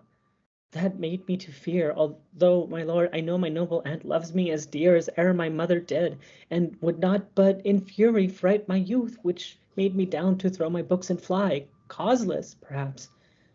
But pardon me, sweet aunt, and madam, if my uncle Marcus go, I most willingly attend your ladyship. Lucius, I will. How now, Lavinia? Marcus, what means this? Some book there is that she desires to see. Which is it, girl, of these? Open them, boy. But thou art deeper read and better skilled. Come and take choice of all my library, and so beguile thy sorrow till the heavens reveal the damned contriver of the steed. Why lifts she up her arms in sequence thus? I think she means that there are more than one confederate in the fact. Aye, more there was, or else to heaven she heaves them for revenge. Lucius, what book is that she doth so? Grandsire, 'tis Ovid's Metamorphoses.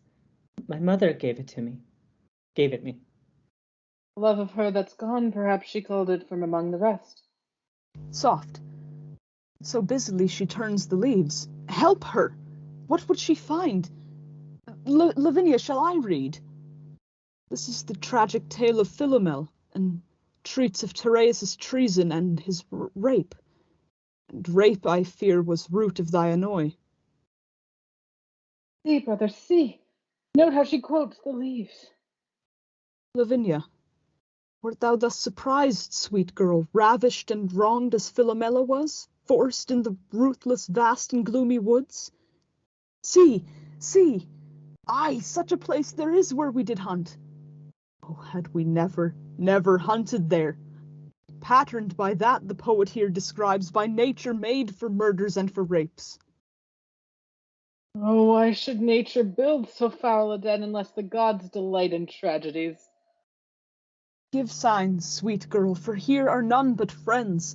What Roman lord it was durst do the deed, or slunk not saturnine as Tarquin erst, that left the camp to sin in Lucrece's bed? Down, sweetmeats. Brother, sit down by me. Apollo, Pallas, Jove, or Mercury, inspire me that I may this treason find. My lord. Look here. Look here, Lavinia.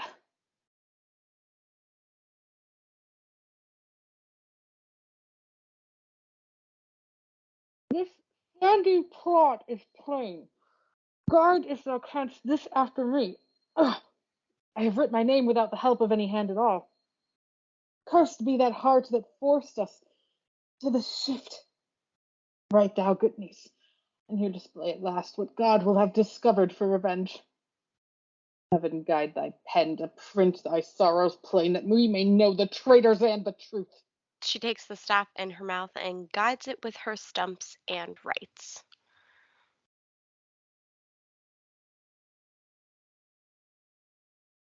Do you read, my lord, what she hath writ? Stuprum. Chiron, Demetrius.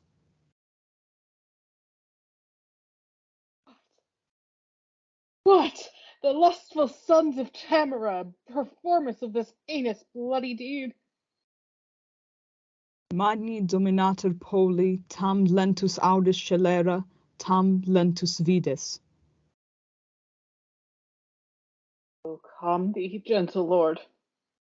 Though I know there is enough written upon this earth to stir a mutiny in the mildest thoughts, and arm the minds of infants to exclaims. My lord, kneel down with me. Lavinia, kneel. And kneel, sweet boy, the Roman Hector's hope. And swear with me, as with the woeful fair and father of that chaste dishonored dame, Lord Junius Brutus swore for Lucretius' rape. We will prosecute by good advice mortal revenge upon these traitorous Goths, and see their blood, or die with this reproach. 'Tis sure enough, and you knew how. But if you hunt these bear whelps, then beware. The dam will waken if she wind you once. She's with the lion still deeply in league, and lulls him while she playeth on her back, and when he sleeps will she do what she list. You are a young huntsman, Marcus, let alone. Come, I will go get a leaf of brass, and with a gad of steel will write these words and lay it by. The angry northern wind will blow these sands like Sibyl's leaves abroad, and where's our lesson then? Boy, what say you? I say, my lord, that if I were a man, their mother's bedchamber should not be safe for these base bondmen to the yoke of Rome. Aye, that's my boy. My father hath full oft for his ungrateful country done the like.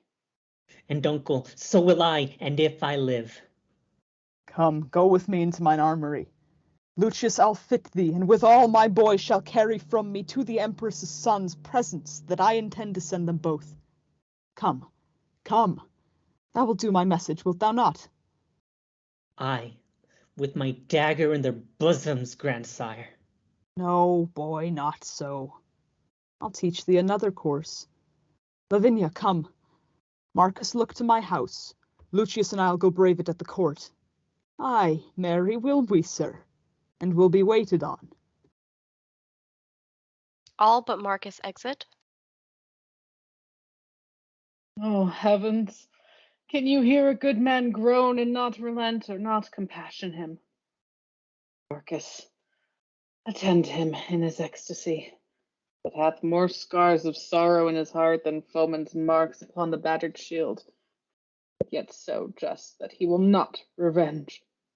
Revenge the heavens for old Andronicus! He exits. Scene 2. Enter Aaron, Chiron, and Demetrius at one door, and at the other door young Lucius and another, with a bundle of weapons and verses writ upon them. Demetrius, here's the son of Lucius. He hath some message to deliver us.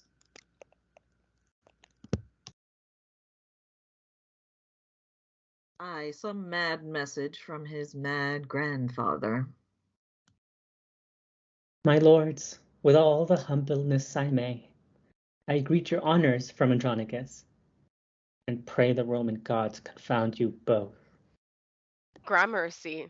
Lovely Lucius. What's the news? That you are both deciphered, that's the news. For villains marked with rape, may it please you, my grandsire, well advised, hath sent me the goodliest weapons of his armory to gratify your honourable youth. The hope for Rome, for so he bid me say, and so I do, with his gifts presents your lordship, that, when you have need, you may be armed and appointed well, and so I leave you both, like bloody villains.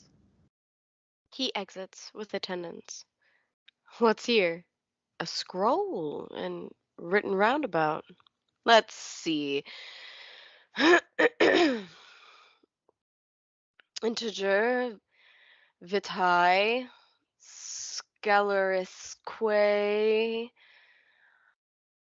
purus non aget malri ialculus nec arcu.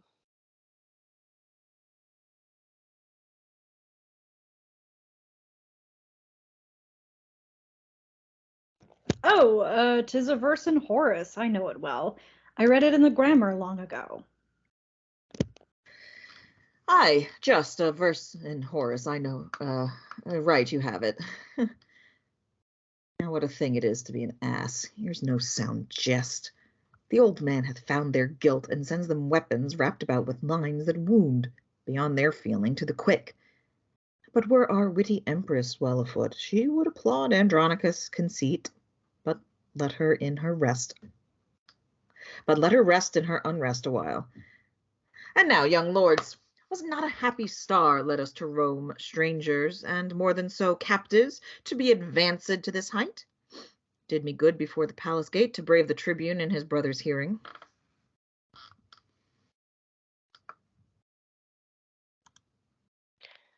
But me more good to see so great a lord basely insinuate and send us gifts.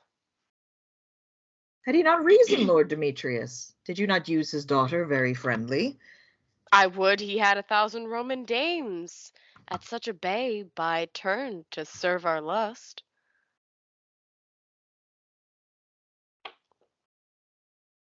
A charitable wish and full of love. Here lacks but your mother for to say amen. And that would she for 20,000 more. Come, let us go and pray to all the gods for our beloved mother in her pains.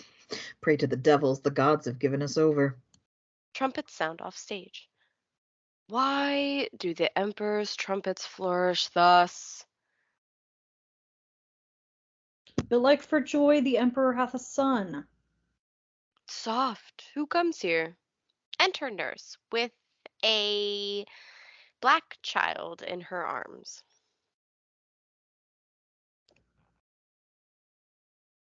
Good morrow, lords. Tell me, did you see Aaron the Moor?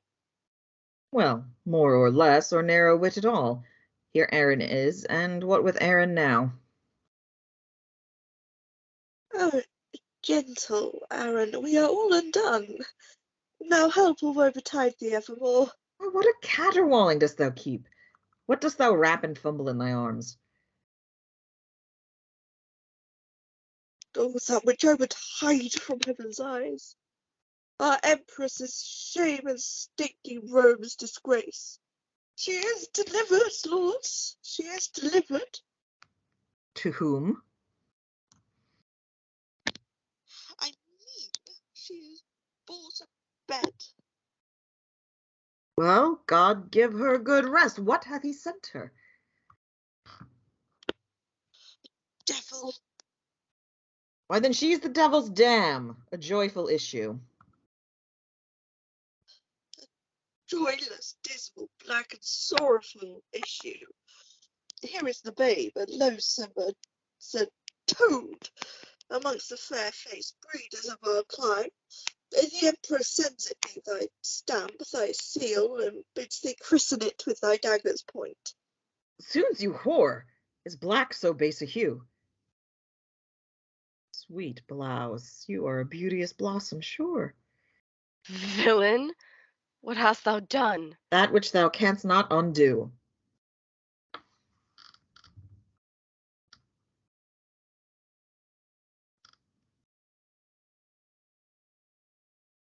Thou hast undone our mother. Villain, I have done thy mother. And therein, hairless dog, thou hast undone her. Woe to her chance, and damned her loathed choice. Accursed, the offspring of so foul a fiend. It shall not live. It shall not die. And it must. The mother wills it so. What, must it, nurse? Then let no man but I do execution on my flesh and blood. I'll broach the tadpole on my rapier's point. Nurse, give it to me. My sword shall soon dispatch it. Sooner this sword shall plough thy bowels up. Stay, murderous villain. Will you kill your brother? Now by the burning tapers of the sky that shone so brightly when this boy was got, he dies upon my scimitar's sharp point that touches this, my firstborn son and heir. I tell you, younglings, not Enceladus, with all his threatening band of Typhon's brood, nor great Alcides, nor the god of war, shall seize this prey out of his father's hands. What, you sanguine, shallow-hearted boys, you white-limed walls, you alehouse-painted signs. Coal black is better than another hue, in that it scorns to bear another hue. For all the water in the ocean can never turn the swan's black legs to white, although she lave them hourly in the flood. Tell the Empress from me, I am of age to keep mine own, excuse it how she can.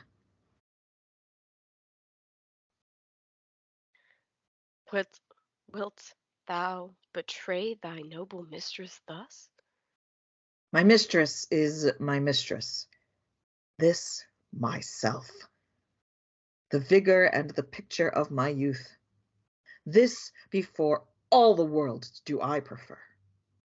This maugre all the world will I keep safe, or some of you shall smoke for it in Rome. By this our mother is forever shamed.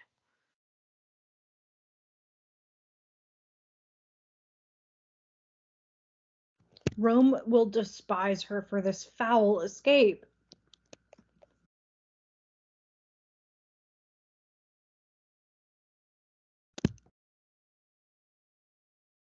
The Emperor in his rage will doom her death.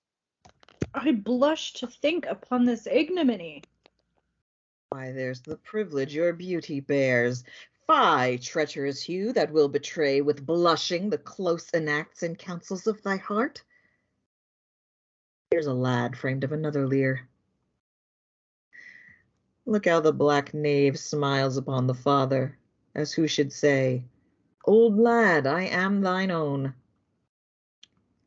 He is your brother's, lords, sensibly fed of that self-blood that first gave life to you, and from that womb where you imprisoned were, he is enfranchised and come to light. Nay, he is your brother by the surer side, although my seal be stamped in his face.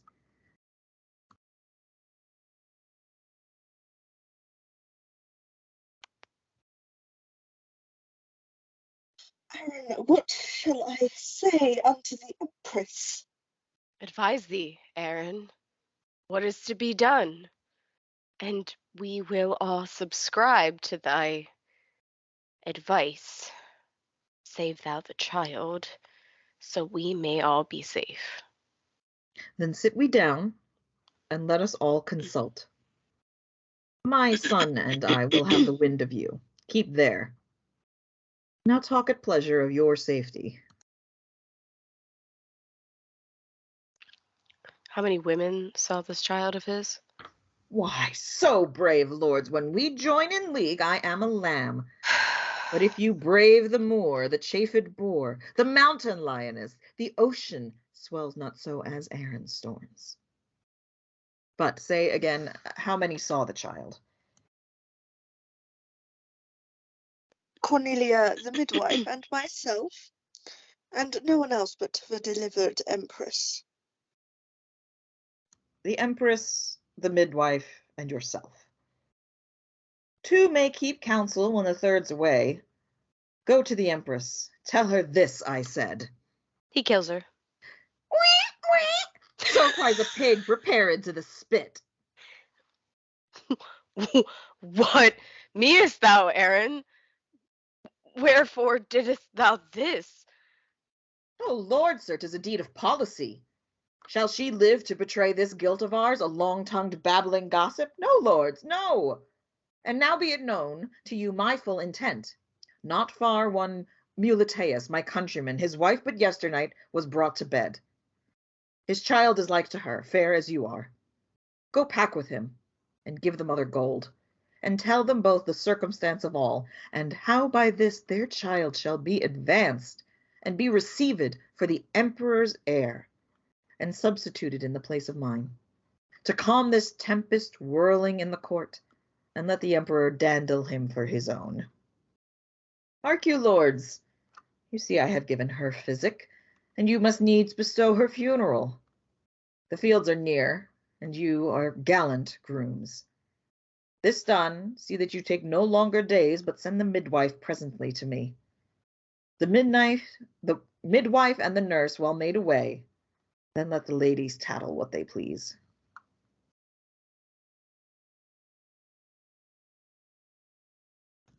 Aaron, I see thou wilt not trust the heir with secrets. For this care of Timora, herself and hers are highly bound to thee. Demetrius and Chiron exit, carrying the nurse's body. Now to the Goths, as swift as swallow flies, there to dispose this treasure in mine arms, and secretly to greet the empress' friends. Oh, come on, you little knave, I'll bear you hence, for it is you that puts us to our shifts. I'll make you feed on berries and on roots, and feed on curds and whey, and suck the goat, and cabin in a cave, and bring you up to be a warrior, and command a camp. He exits with the baby. Scene 3. Enter Titus, old Marcus, his son Publius, young Lucius, and other gentlemen, Caius and Sempronius, with bows, with bows, and Titus bears the arrows with letters on the ends of them. Come, Marcus, come. Kinsman, this is the way. Sir boy, let me see your archery. Look, you draw home enough, and 'tis there, straight. Terras astrea reliquit. Be you remembered, Marcus. She's gone. She's fled. Sirs, take you to your tools. You, cousins, shall go sound the ocean and cast your nets. Haply you may catch her in the sea. Yet there's as little justice as at land. No, Publius and Sempronius, you must do it. 'Tis you must dig with mattock and with spade, and pierce the inmost centre of the earth. Then when you come to Pluto's region, I pray you, deliver him this petition. Tell him it is for justice and for aid, and that it comes from old Andronicus, shaken with sorrows in ungrateful Rome. Ah, Rome. Well, I made thee miserable, what time I threw the people's suffrages on him that thus doth tyrannize o'er me. Go, get you gone, and pray be careful all, and leave you not a man of war unsearched. This wicked emperor may have shipped her hence, and kinsman, then we may go pipe for justice. Oh, Publius, is not this a heavy case to see thy noble uncle thus distract? Therefore, my lords, it highly us considers by day and night to attend him carefully, and feed his humour kindly as we may, till time begets some careful remedy. Kinsman, his sorrows are past remedy. But join with the Goths, and with revengeful war take wreak on Rome for this ingratitude, and vengeance on the traitor Saturnine. Publius, how now? How now, my masters? What, have you met with her? No, my good lord, but Pluto sends you word. If you will have revenge from hell, you shall. Marry, for justice she is so employed, he thinks, with Jove in heaven or somewhere else, so that perforce you must needs stay a time. He doth me wrong to feed me with delays. I'll dive into the burning lake below and pull her out of Acheron by the heels. Marcus, we are but shrubs, no cedars we, no big-boned men framed of the Cyclops size, but metal, Marcus, steel to the very back, yet wrung with wrongs more than our backs can bear. And sith there's no justice in earth nor hell, we will solicit heaven, and move the gods to send down justice for to wreak our wrongs. Come, to the skier. You're a good archer, Marcus. Ad Jovem, that's for you. Here, ad Apollinem, ad Martem, that's for myself. Here, boy, to Pallas, here to Mercury, to Saturn, Caius, not to Saturnine. You were as good to shoot against the wind. To it, boy. Marcus, loose when I bid. Of my word I have written to effect. There's not a god left unsolicited. Kinsmen, shoot all your shafts into the court. We will afflict the emperor in his pride. Now, masters, draw. Oh, well said, Lucius. Good boy in Virgo's lap. Give it Pallas. My lord, I aim a mile beyond the moon. Your letter is with Jupiter by this. Ha ha! Publius, Publius, what hast thou done? See, thou hast shot off one of Taurus's horns. This was the sport, my lord. When Publius shot, the bull, being galled, gave Ares such a knock that down fell both the ram's horns in the court. And who should find them but the empress villain? She laughed, and told the Moor he should not choose, but give them to his master for a present. Why, there it goes. God give his lordship joy.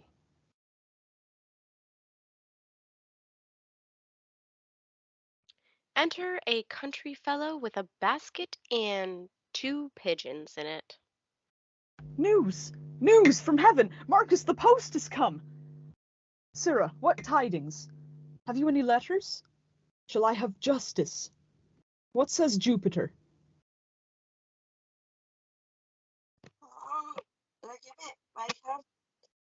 He says that you have taken them down again, for the man must not be hanged till the next week. But what says Jupiter, I ask thee? Alas, sir, I know they're not a Jupiter. I never drank with him in all my life. Why, villain, art thou not the carrier? I have my pigeons, sir, nothing else. Or didst thou not come from heaven? From heaven? Alas, sir, I never came here there. God forbid I should be so bold to press to heaven in my young days. More, I'm going with my pigeons up to the tribunal plebs, to take up a matter of rule betwixt my uncle and one of the emperor's men. Why, sir, that is as fit as can be to serve for your oration, and let him deliver the pigeons to the emperor from you. Tell me, can you deliver an oration to the emperor with a grace?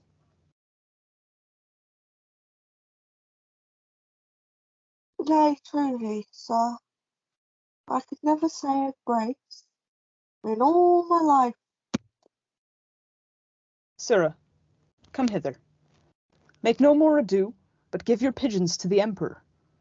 By me thou shalt have justice at his hands. Hold, meanwhile here's money for thy charges. Give me pen and ink. Sirrah, can you with a grace deliver up a supplication? Aye, sir. Then here is a supplication for you, and when you come to him, at the first approach you must kneel, then kiss his foot, then deliver up your pigeons, and then look for your reward. I'll be at hand, sir. See you do it bravely.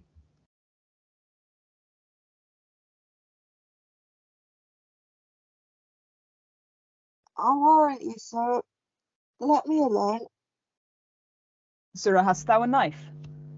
Come, let me see it. Here, Marcus, fold it in the oration, for thou hast made it like a humble suppliant. And when thou hast given it to the emperor, knock at my door and tell me what he says. God be with you, sir. I will. He exits.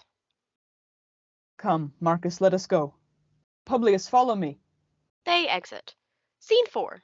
Enter Emperor Saturnus and Empress Timora and her two sons, Chiron and Demetrius, with attendants. The emperor brings the arrows in his hand that Titus shot at him. Why, lords, what wrongs are these? Was he ever seen an emperor in Rome, thus overborne, troubled, confronted thus, and for the extent of equal justice used in such contempt? My lords, you know, as know the mightful gods, however these disturbers of our peace buzz in the people's ears, they're not half past, but even with law against the willful sons of old Andronicus. And what if his sorrows have so overwhelmed his wits? Shall we be thus afflicted at his reeks, his fits, his frenzy, and his bitterness? And now he writes to heaven for his redress. See, here's to Jove, and this to Mercury, this to Apollo, this to the god of war. Sweet scrolls to fly about the streets of Rome. What's this but libeling against the Senate, and blazoning our injustice everywhere? A goodly humor is it not, my lords? As who would say in Rome no justice were. But if I live, his faded ecstasy shall be no shelter to these outrages. But he and his shall know that justice lives in Saturninus' health, whom, if he sleep, he'll so awake, as he in fury shall cut off the proudest conspirator that lives. My gracious lord, my lovely Saturnine, lord of my life, commander of my thoughts, calmly, and bear the faults of Titus' age, the effects of sorrow for his valiant sons, whose loss hath pierced him deep and scarred his heart. Rather comfort his distressed plight than prosecute the meanest or the best for these attempts. Why, thus it shall become high-witted Tamara to gloss withal. But Titus, I have touched thee to the quick.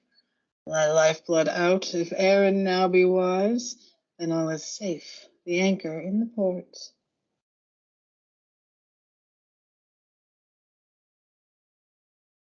Enter Country Fellow. How now, good fellow, wouldst you speak with us?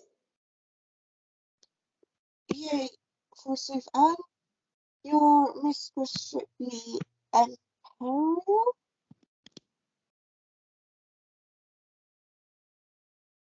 Empress I am, but yonder since the emperor. 'Tis he. God and Saint Stephen give you good ear. I have brought you a letter and a couple of pigeons here. Saturnus reads the letter.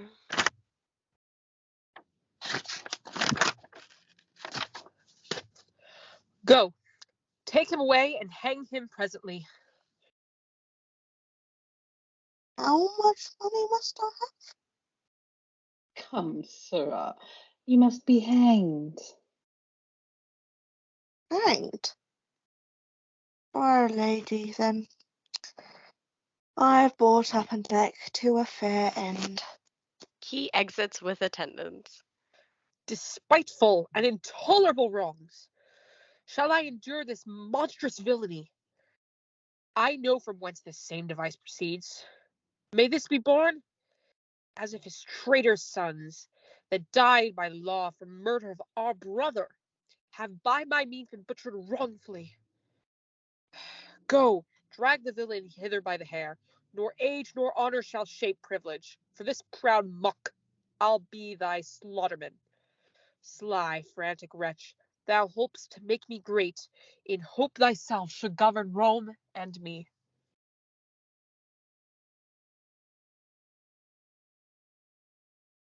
Enter Nuntius, Aemilus. What news with thee, Emilius? My lords, Rome never had more cause. The Goths have gathered head, and with a power of high-resolved men bent to the spoil, they hither march amain under conduct of Lucius, son to old Andronicus, who threats in course of this revenge to do as much as ever Coriolanus did. Is warlike Lucius general of the Goths? These tidings nip me, and I hang the head as flowers with frost or grass beat down with storms. Ay, now begins our sorrows to approach. 'Tis he the common people love so much. Myself hath often heard them say, when I have walked like a private man, that Lucius' banishment was wrongfully, and they have wished that Lucius were their emperor. Why should you fear? Is not your city strong? Ay, but the citizens favor Lucius, and will revolt for me to succor him. King, be thy thoughts imperious like thy name. The sun dimmed that gnats do fly in it. The eagle suffers little birds to sing, and is not careful what they mean thereby, knowing that with the shadow of his wings he can at pleasure stint their melody. Even so mayst thou the giddy men of Rome, then cheer thy spirit. For know, thou emperor, I will enchant the old Andronicus with words more sweet and yet more dangerous than baits to fish or honey stalks to sheep. Whenas the one is wounded with the bait, the other rotted with delicious feed. But he will not entreat his son for us. If Tamara entreat him, then he will, for I can smooth and fill his aged ears with golden promises, that were his heart almost impregnable, his old ears deaf, he should both hear and heart obey my tongue. Go thou before to be our ambassador. Say that the emperor requests a parley of warlike Lucius, and appoint the meeting even at his father's house, the old Andronicus. Emilius, do this message honorably, and if he stand in hostage for his safety, bid him demand what pledge will please him best.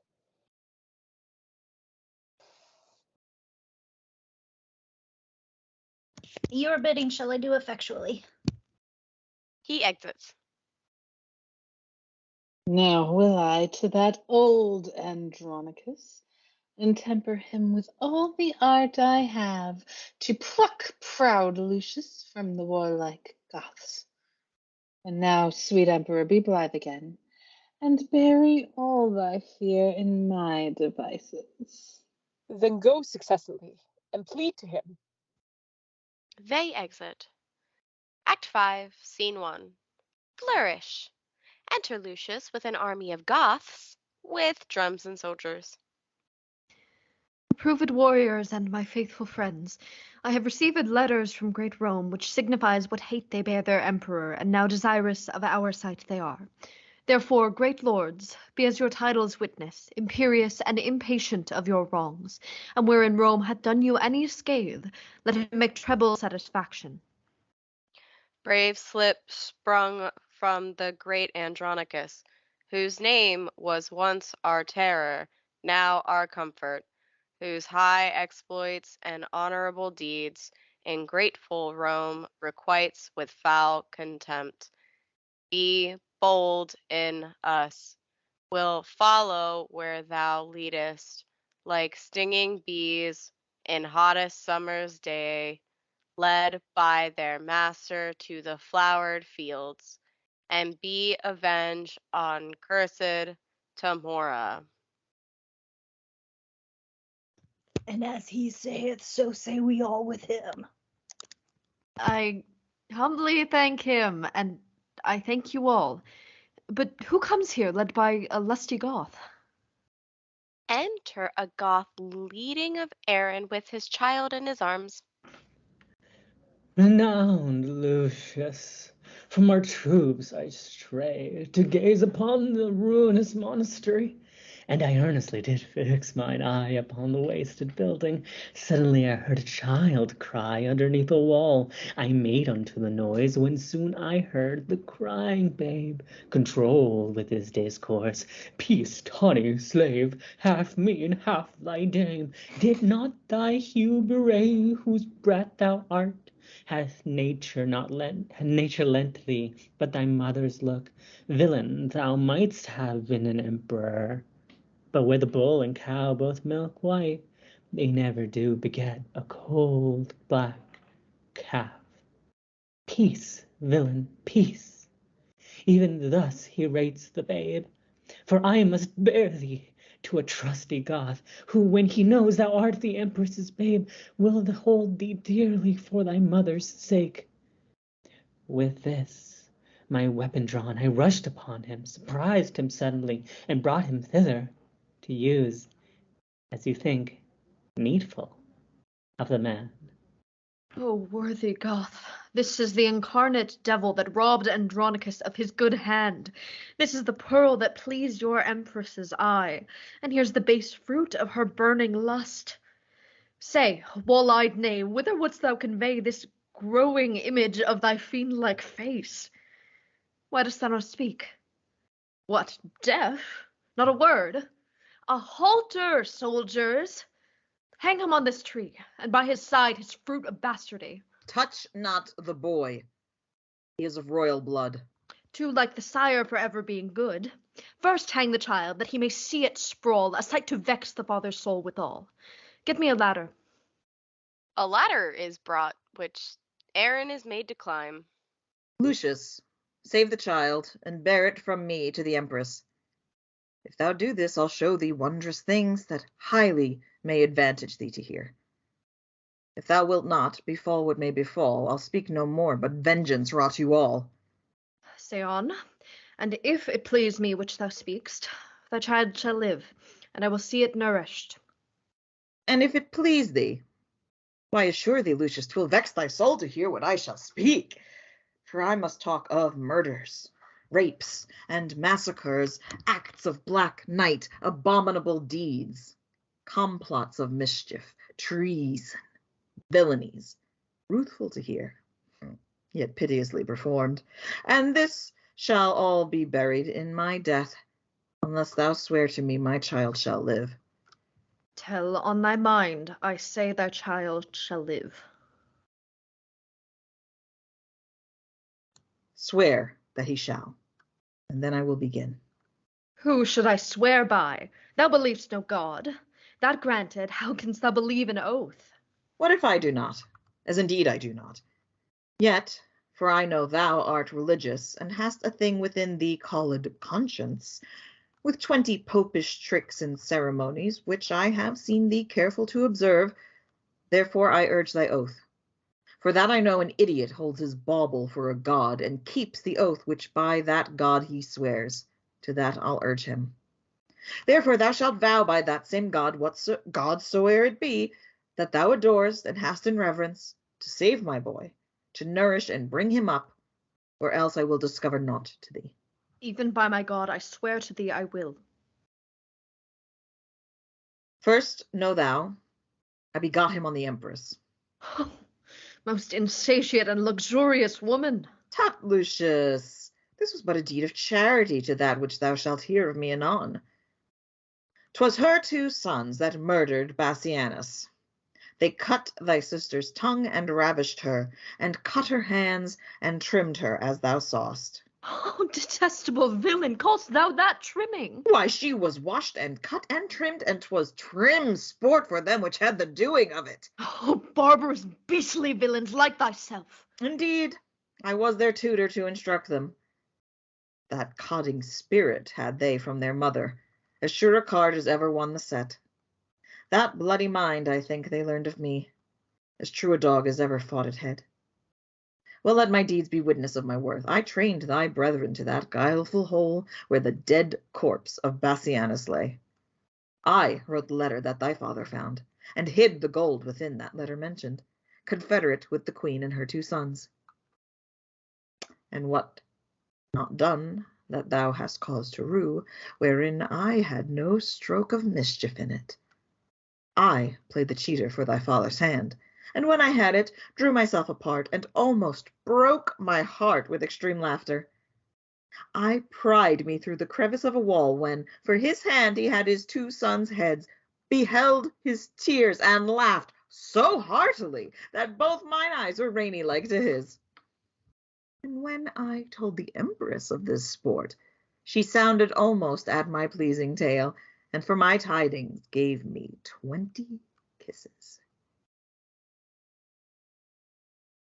What, canst thou say all this and never blush? Aye, like a black dog, as the saying is. Art thou not sorry for these heinous deeds? Aye, that I had not done 1,000 more. Even now I curse the day, and yet I think few come within the compass of my curse, wherein I did not some notorious ill, as kill a man, or else devise his death, ravish a maid, or plot the way to do it, accuse some innocent, and forswear myself, set deadly enmity between 2 friends, make poor men's cattle break their necks, set fire on barns and haystacks in the night, and bid the owners quench them with their tears.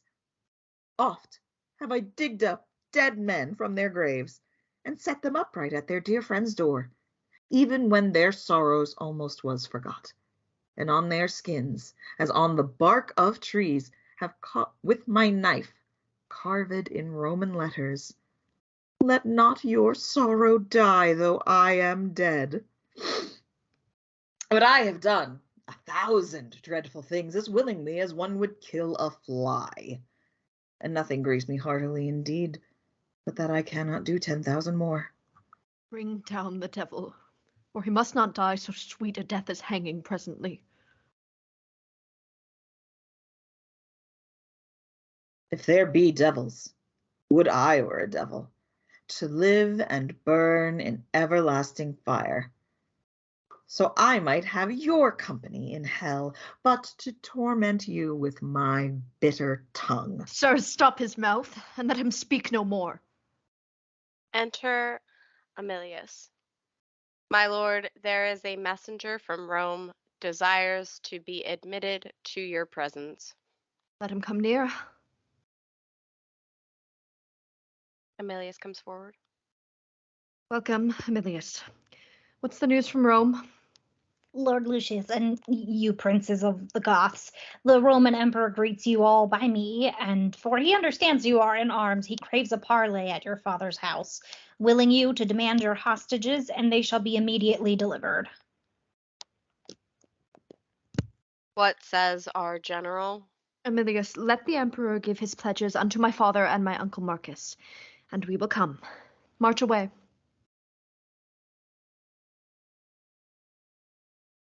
They exit. Scene 2. Enter Tamora and her 2 sons, disguised.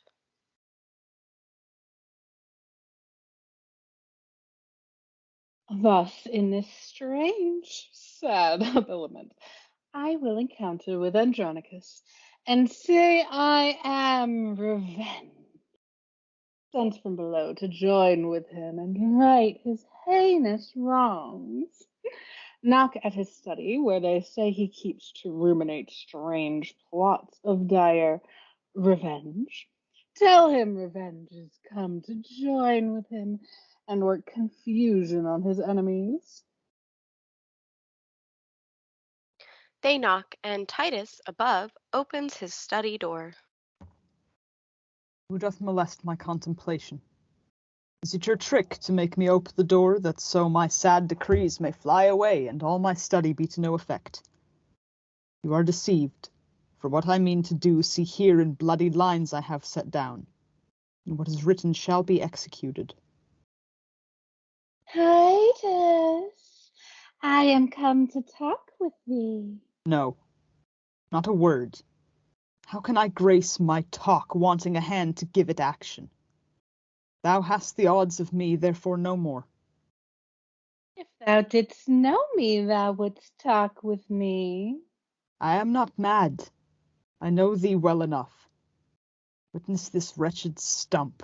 Witness these crimson lines. Witness these trenches made by grief and care. Witness the tiring day and heavy night. Witness all sorrow, that I know thee well for our proud empress mighty Tamora. Is not thy coming for my other hand? O thou sad man, I am not Tamora. She is thy enemy, and I thy friend. I am Revenge, sent from the infernal kingdom to ease the gnawing vulture of thy mind by working wreakful vengeance on thy foes. Come down and welcome me to this world's light. Confer with me of murder and of death. There's not a hollow cave or lurking place, no vast obscurity or misty veil where bloody murder or detested rape can couch for fear, but I will find them out, and in their ears tell them my dreadful name, Revenge, which makes the foul offender quake. Art thou Revenge? And art thou sent to me to be a torment to mine enemies? I am. Therefore come down and welcome me. Do me some service ere I come to thee. Lo, by thy side where rape and murder stands, now give some surance that thou art Revenge. Stab them, or tear them on thy chariot wheels, and then I'll come and be thy wagoner, and whirl along with thee about the globe, provide thee 2 proper palfreys, black as jet, to hail thy vengeful wagon swift away, and find out murderers in their guilty caves.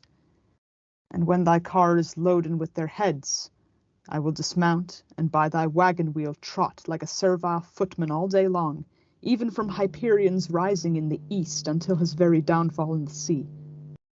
And day by day I'll do this heavy task, so thou destroyed rapine and murder there. These are my ministers, and come with me. Are they thy ministers? What are they called? Rape and murder. Therefore call it so, 'cause they take vengeance of such kind of men. Good Lord, how like the Empress' sons they are, and you the Empress. But we worldly men have miserable, mad, mistaking eyes.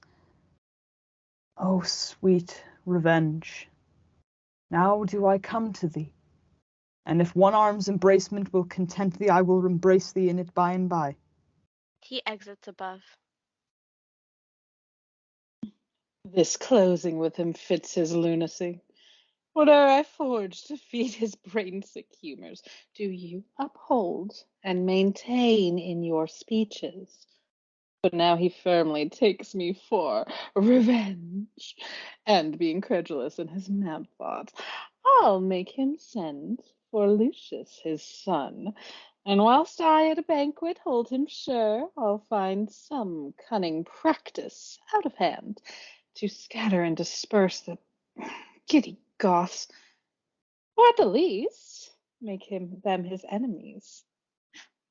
See, here he comes, and I must ply my theme. Enter Titus. Long have I been forlorn, and all for thee. Welcome, dread fury, to my noble house. Rapine and murder, you are welcome too. How like the Empress and her sons you are! Well, are you fitted had you but a Moor? Could not all hell afford you such a devil? For well I wot the Empress never wags but in her company there is a Moor. And would you represent our queen aright, it were convenient you had such a devil. But welcome, as you are. What shall we do? What wouldst thou have us do, Andronicus? Show me a murderer, I'll deal with him. Show me a villain that hath done a rape, and I am sent to be revenged on him. Show me 1,000 that hath done thee wrong, and I will be revenged on them all. Look round about the wicked streets of Rome, and when thou find'st a man that's like thyself, good murder, stab him. He's a murderer. Go thou with him, and when it is thy hap to find another that is like to thee, good rapine, stab him. He is a ravisher. Go thou with them, and in the emperor's court there is a queen, attended by a Moor. Well shalt thou know her in thine own proportion, for up and down she doth resemble thee. I pray thee, do on them some violent death. They have been violent to me and mine. Well hast thou lessoned us. This shall we do. But would it please thee, good Andronicus, to send for Lucius, thy thrice valiant son, who leads towards Rome a band of warlike Goths, and bid him come and banquet at thy house? When he is here, even at thy solemn feast, I will bring in the Empress and her sons, the Emperor himself, and all thy foes, and at thy mercy shall they stoop and kneel, and on them shalt thou ease thy angry heart. What says Andronicus to this device? Marcus, my brother, 'tis sad Titus calls. Enter Marcus. Go, gentle Marcus, to thy nephew Lucius. Thou shalt inquire him out among the Goths. Bid him repair to me, and bring with him some of the chiefest princes of the Goths. Bid him encamp his soldiers where they are. Tell him the emperor and the empress too feast at my house, and he shall feast with them. This do thou for my love, and so let him, as he regards his aged father's life. This will I do, and soon return again. Marcus exits. Now will I hence about thy business, and take my ministers along with me. Nay, nay. Let rape and murder stay with me, or else I'll call my brother back again and cleave to no revenged but Lucius. What say you, boys? Will you abide with him whilst I go tell my lord the emperor how I have governed our determined jest? Yield to his humour, smooth and speak him fair, and tarry with him till I turn again. I knew them all, though they supposed me mad, and will o'erreach them in their own devices. Pair of cursed hellhounds and their dam.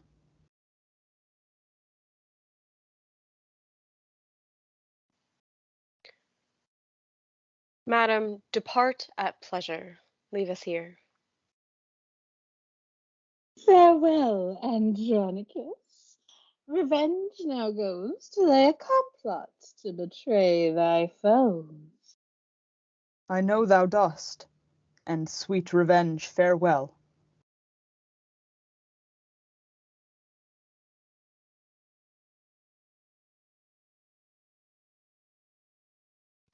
Tamora exits. Tell us, old man, how shall we be employed? Tut, I have work enough for you to do. Publius, come hither. Caius and Valentine.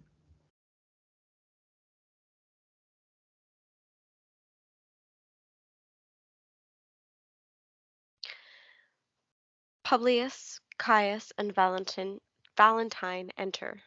What is your will? Know you these two? The Empress's sons, I take them. Chiron, Demetrius. Fie, Publius, fie, thou art too much deceived. The one is murder, and rape is the other's name, and therefore bind them, gentle Publius. Caius and Valentine, lay hands on them. Oft have you heard me wish for such an hour, and now I find it. Therefore bind them sure, and stop their mouths if they begin to cry.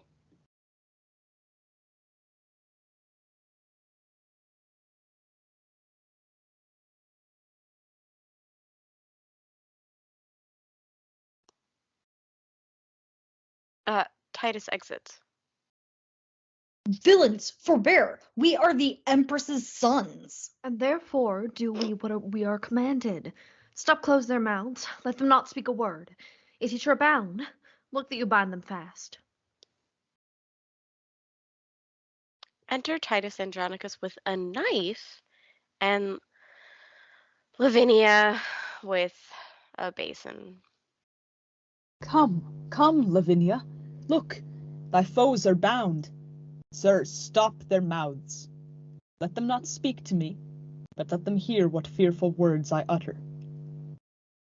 O villains, Chiron and Demetrius, here stands the spring whom you have stained with mud, this goodly summer with your winter mixed. You killed her husband, and for that vile fault 2 of her brothers were condemned to death. My hand cut off, and made a merry jest, both her sweet hands, her tongue, and that more dear than hands or tongue, her spotless chastity.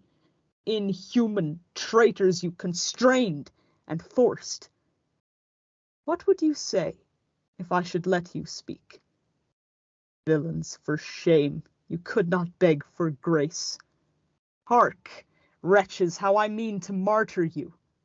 This one hand yet is left to cut your throats, whiles that Lavinia 'tween her stumps doth hold the basin that receives your guilty blood. You know your mother means to feast with me, and calls herself Revenge, and thinks me mad. Hark, villains, I will grind your bones to dust, and with your blood of it I'll make a paste, and of the paste a coffin I will rear, and make 2 pasties of your shameful heads, and bid that strumpet, your unhallowed dam, like to the earth swallow her own increase. This is the feast that I have bid her to. This is the banquet shall she surfeit on, for worse than Philomel you used my daughter, and worse than Procne I will be revenged. Now, prepare your throats. Lavinia, come, receive the blood. And when that they are dead, let me go and grind their bones to powder small, and with this hateful liquor temper it, and in that paste let their vile heads be baked. Come, come, be every one officious to make this banquet, which I wish may prove more stern and bloody than the centaur's feast. So, now bring them in, for I'll play the cook, and see them ready against their mother comes. They exit, carrying the dead bodies. Scene 3. Enter Lucius, Marcus, and the Goths, with Aaron, guards, and an attendant carrying the baby. Uncle Marcius, since 'tis my father's mind that I repair to Rome, I am content.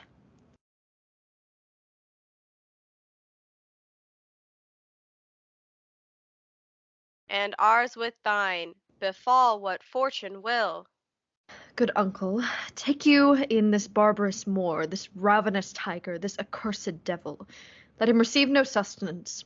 Fetter him till he be brought unto the Empress's face, for testimony of her foul proceedings. And see the ambush of our friends be strong. I fear the Emperor means no good to us. Some devil whisper curses in my ear, and prompt me that my tongue may utter forth the venomous malice of my swelling heart. Away, inhuman dog, unhallowed knave! Sirs, help our uncle to convey him in. Sound trumpets. The trumpets show the Emperor is at hand. Guards an errand exit. Enter Empress Saturnus and Empress Tamora with Amelius, tribunes, attendants, and others. What? Hath the firmament more sons than one? What boots it thee to call thyself a son? Rome's emperor and nephew, break the parle. These quarrels must be quietly debated. The feast is ready, which the careful Titus hath ordained to an honorable end. For peace, for love, for league and good to Rome. Please you therefore draw nigh and take your places. Marcus, we will. Trumpet sounding, enter Titus, like a cook, placing the dishes with young Lucius and others, and Lavinia with a veil over her face. Welcome, my lord. Welcome, dread queen. Welcome, you warlike Goths. Welcome, Lucius, and welcome all. Although the cheer be poor, 'twill fill your stomachs. Please, you eat of it.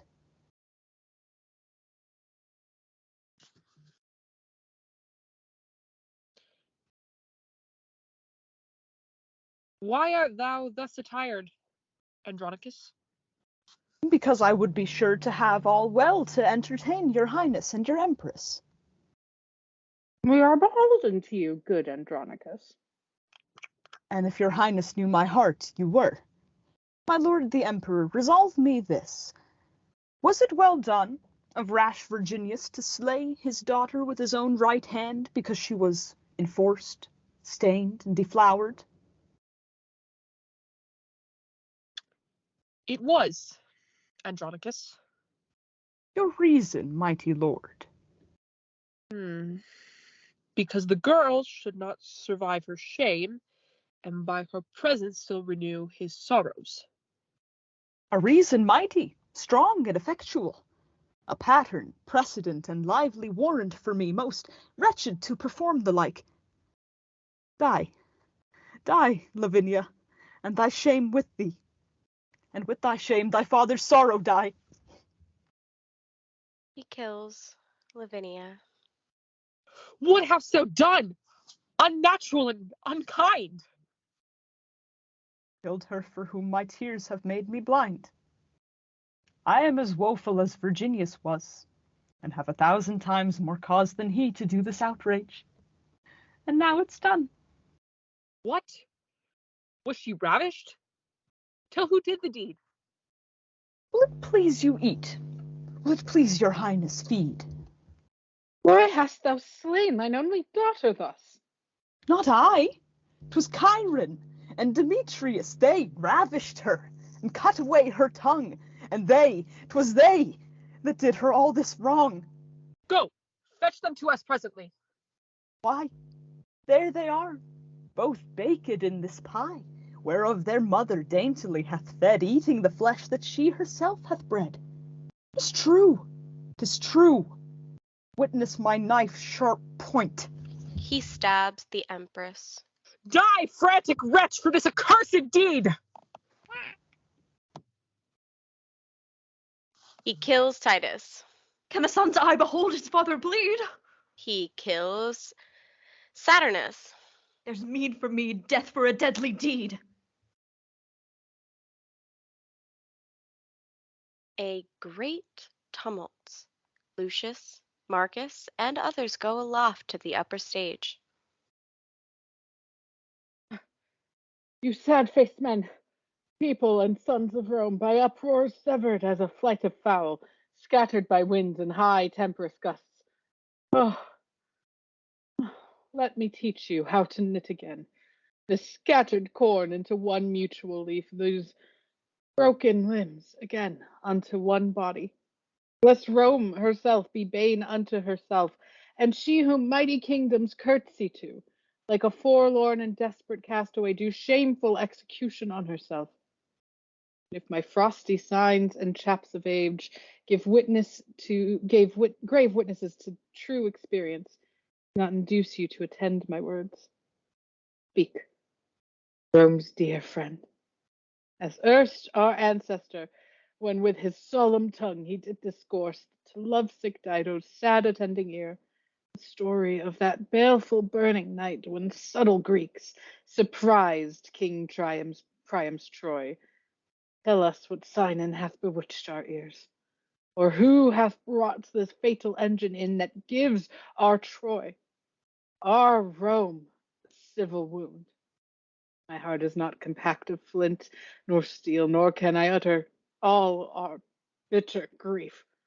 But floods of tears will drown my oratory and break my utterance even in the time when it should move you to attend to me most and force you to commiseration.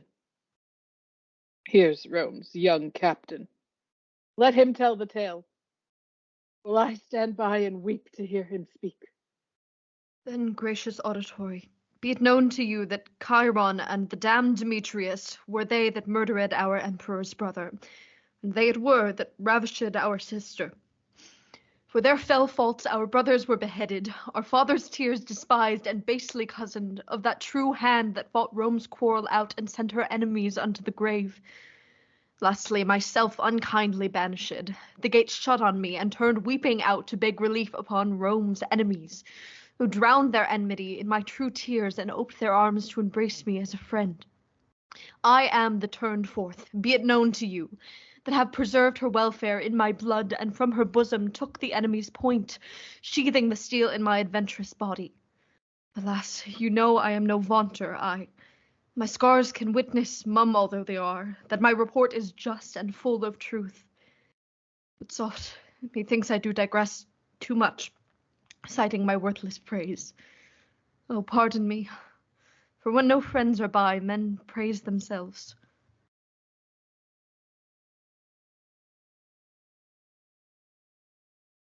Now is my turn to speak. Behold the child. Of this was Tamara delivered, the issue of an irreligious Moor, chief architect and plotter of these woes.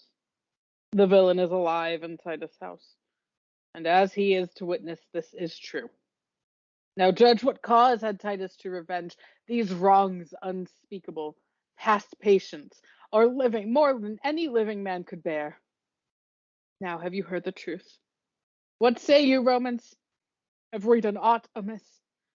Show us wherein, and from the place where you behold us pleading, the poor remainder of Andronicus will hand in hand all headlong hurl ourselves, and on the ragged stones beat forth our souls and make a mutual closure of our house. Speak, Romans, speak, and if you say we shall, lo, hand in hand Lucius and I will fall.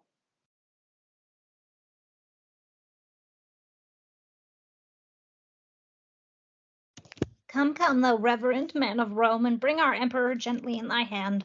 Lucius our emperor, for well I know the common voice to cry, it shall be so. Lucius, all hail! Yes, all hail! Rome's royal emperor!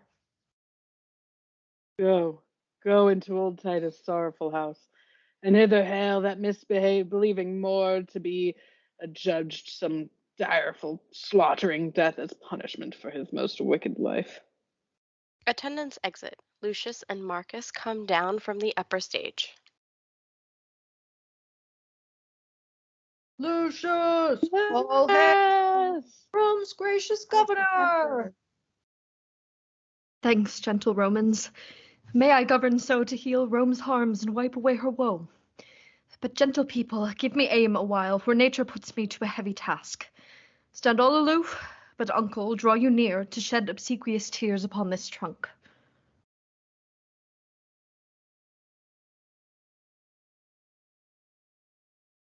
He kisses Titus. Oh, take this warm kiss on thy pale cold lips, these sorrowful drops upon thy blood-stained face, the last true duties of thy noble son.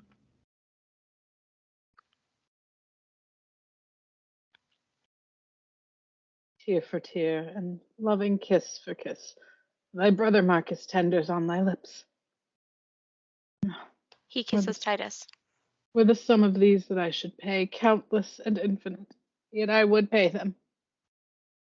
Come hither, boy. Come, Come and learn of us to melt in showers.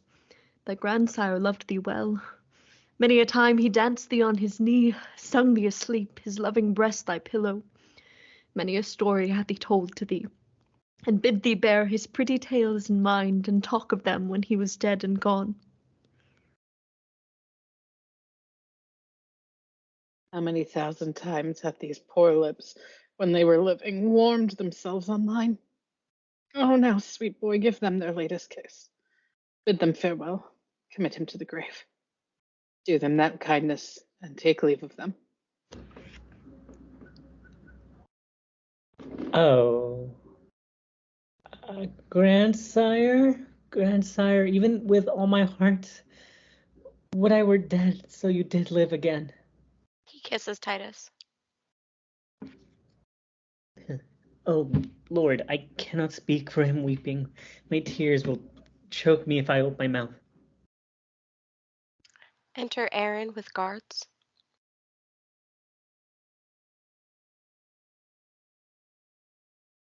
You, sad Andronicus, have done with woes. Give sentence on this execrable wretch that hath been breeder of these dire events.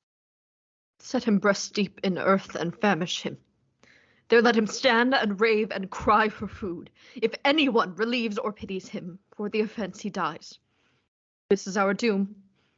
Some stay to see him fastened in the earth. Ah, why should wrath be mute and fury mum? I am no baby, I, that with base prayers I should repent the evils I have done. 10,000 worse than ever yet I did would I perform, if I might have my will. If one good deed in all my life I did, I do repent it from my very soul.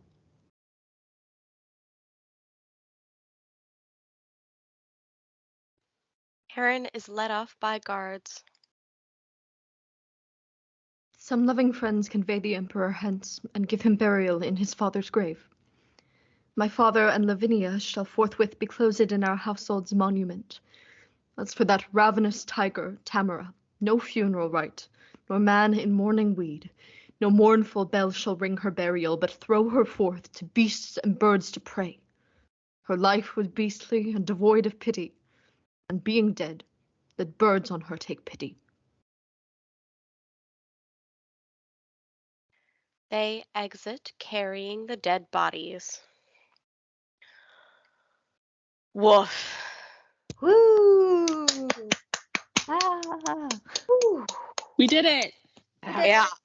Bravo, Very good. everybody.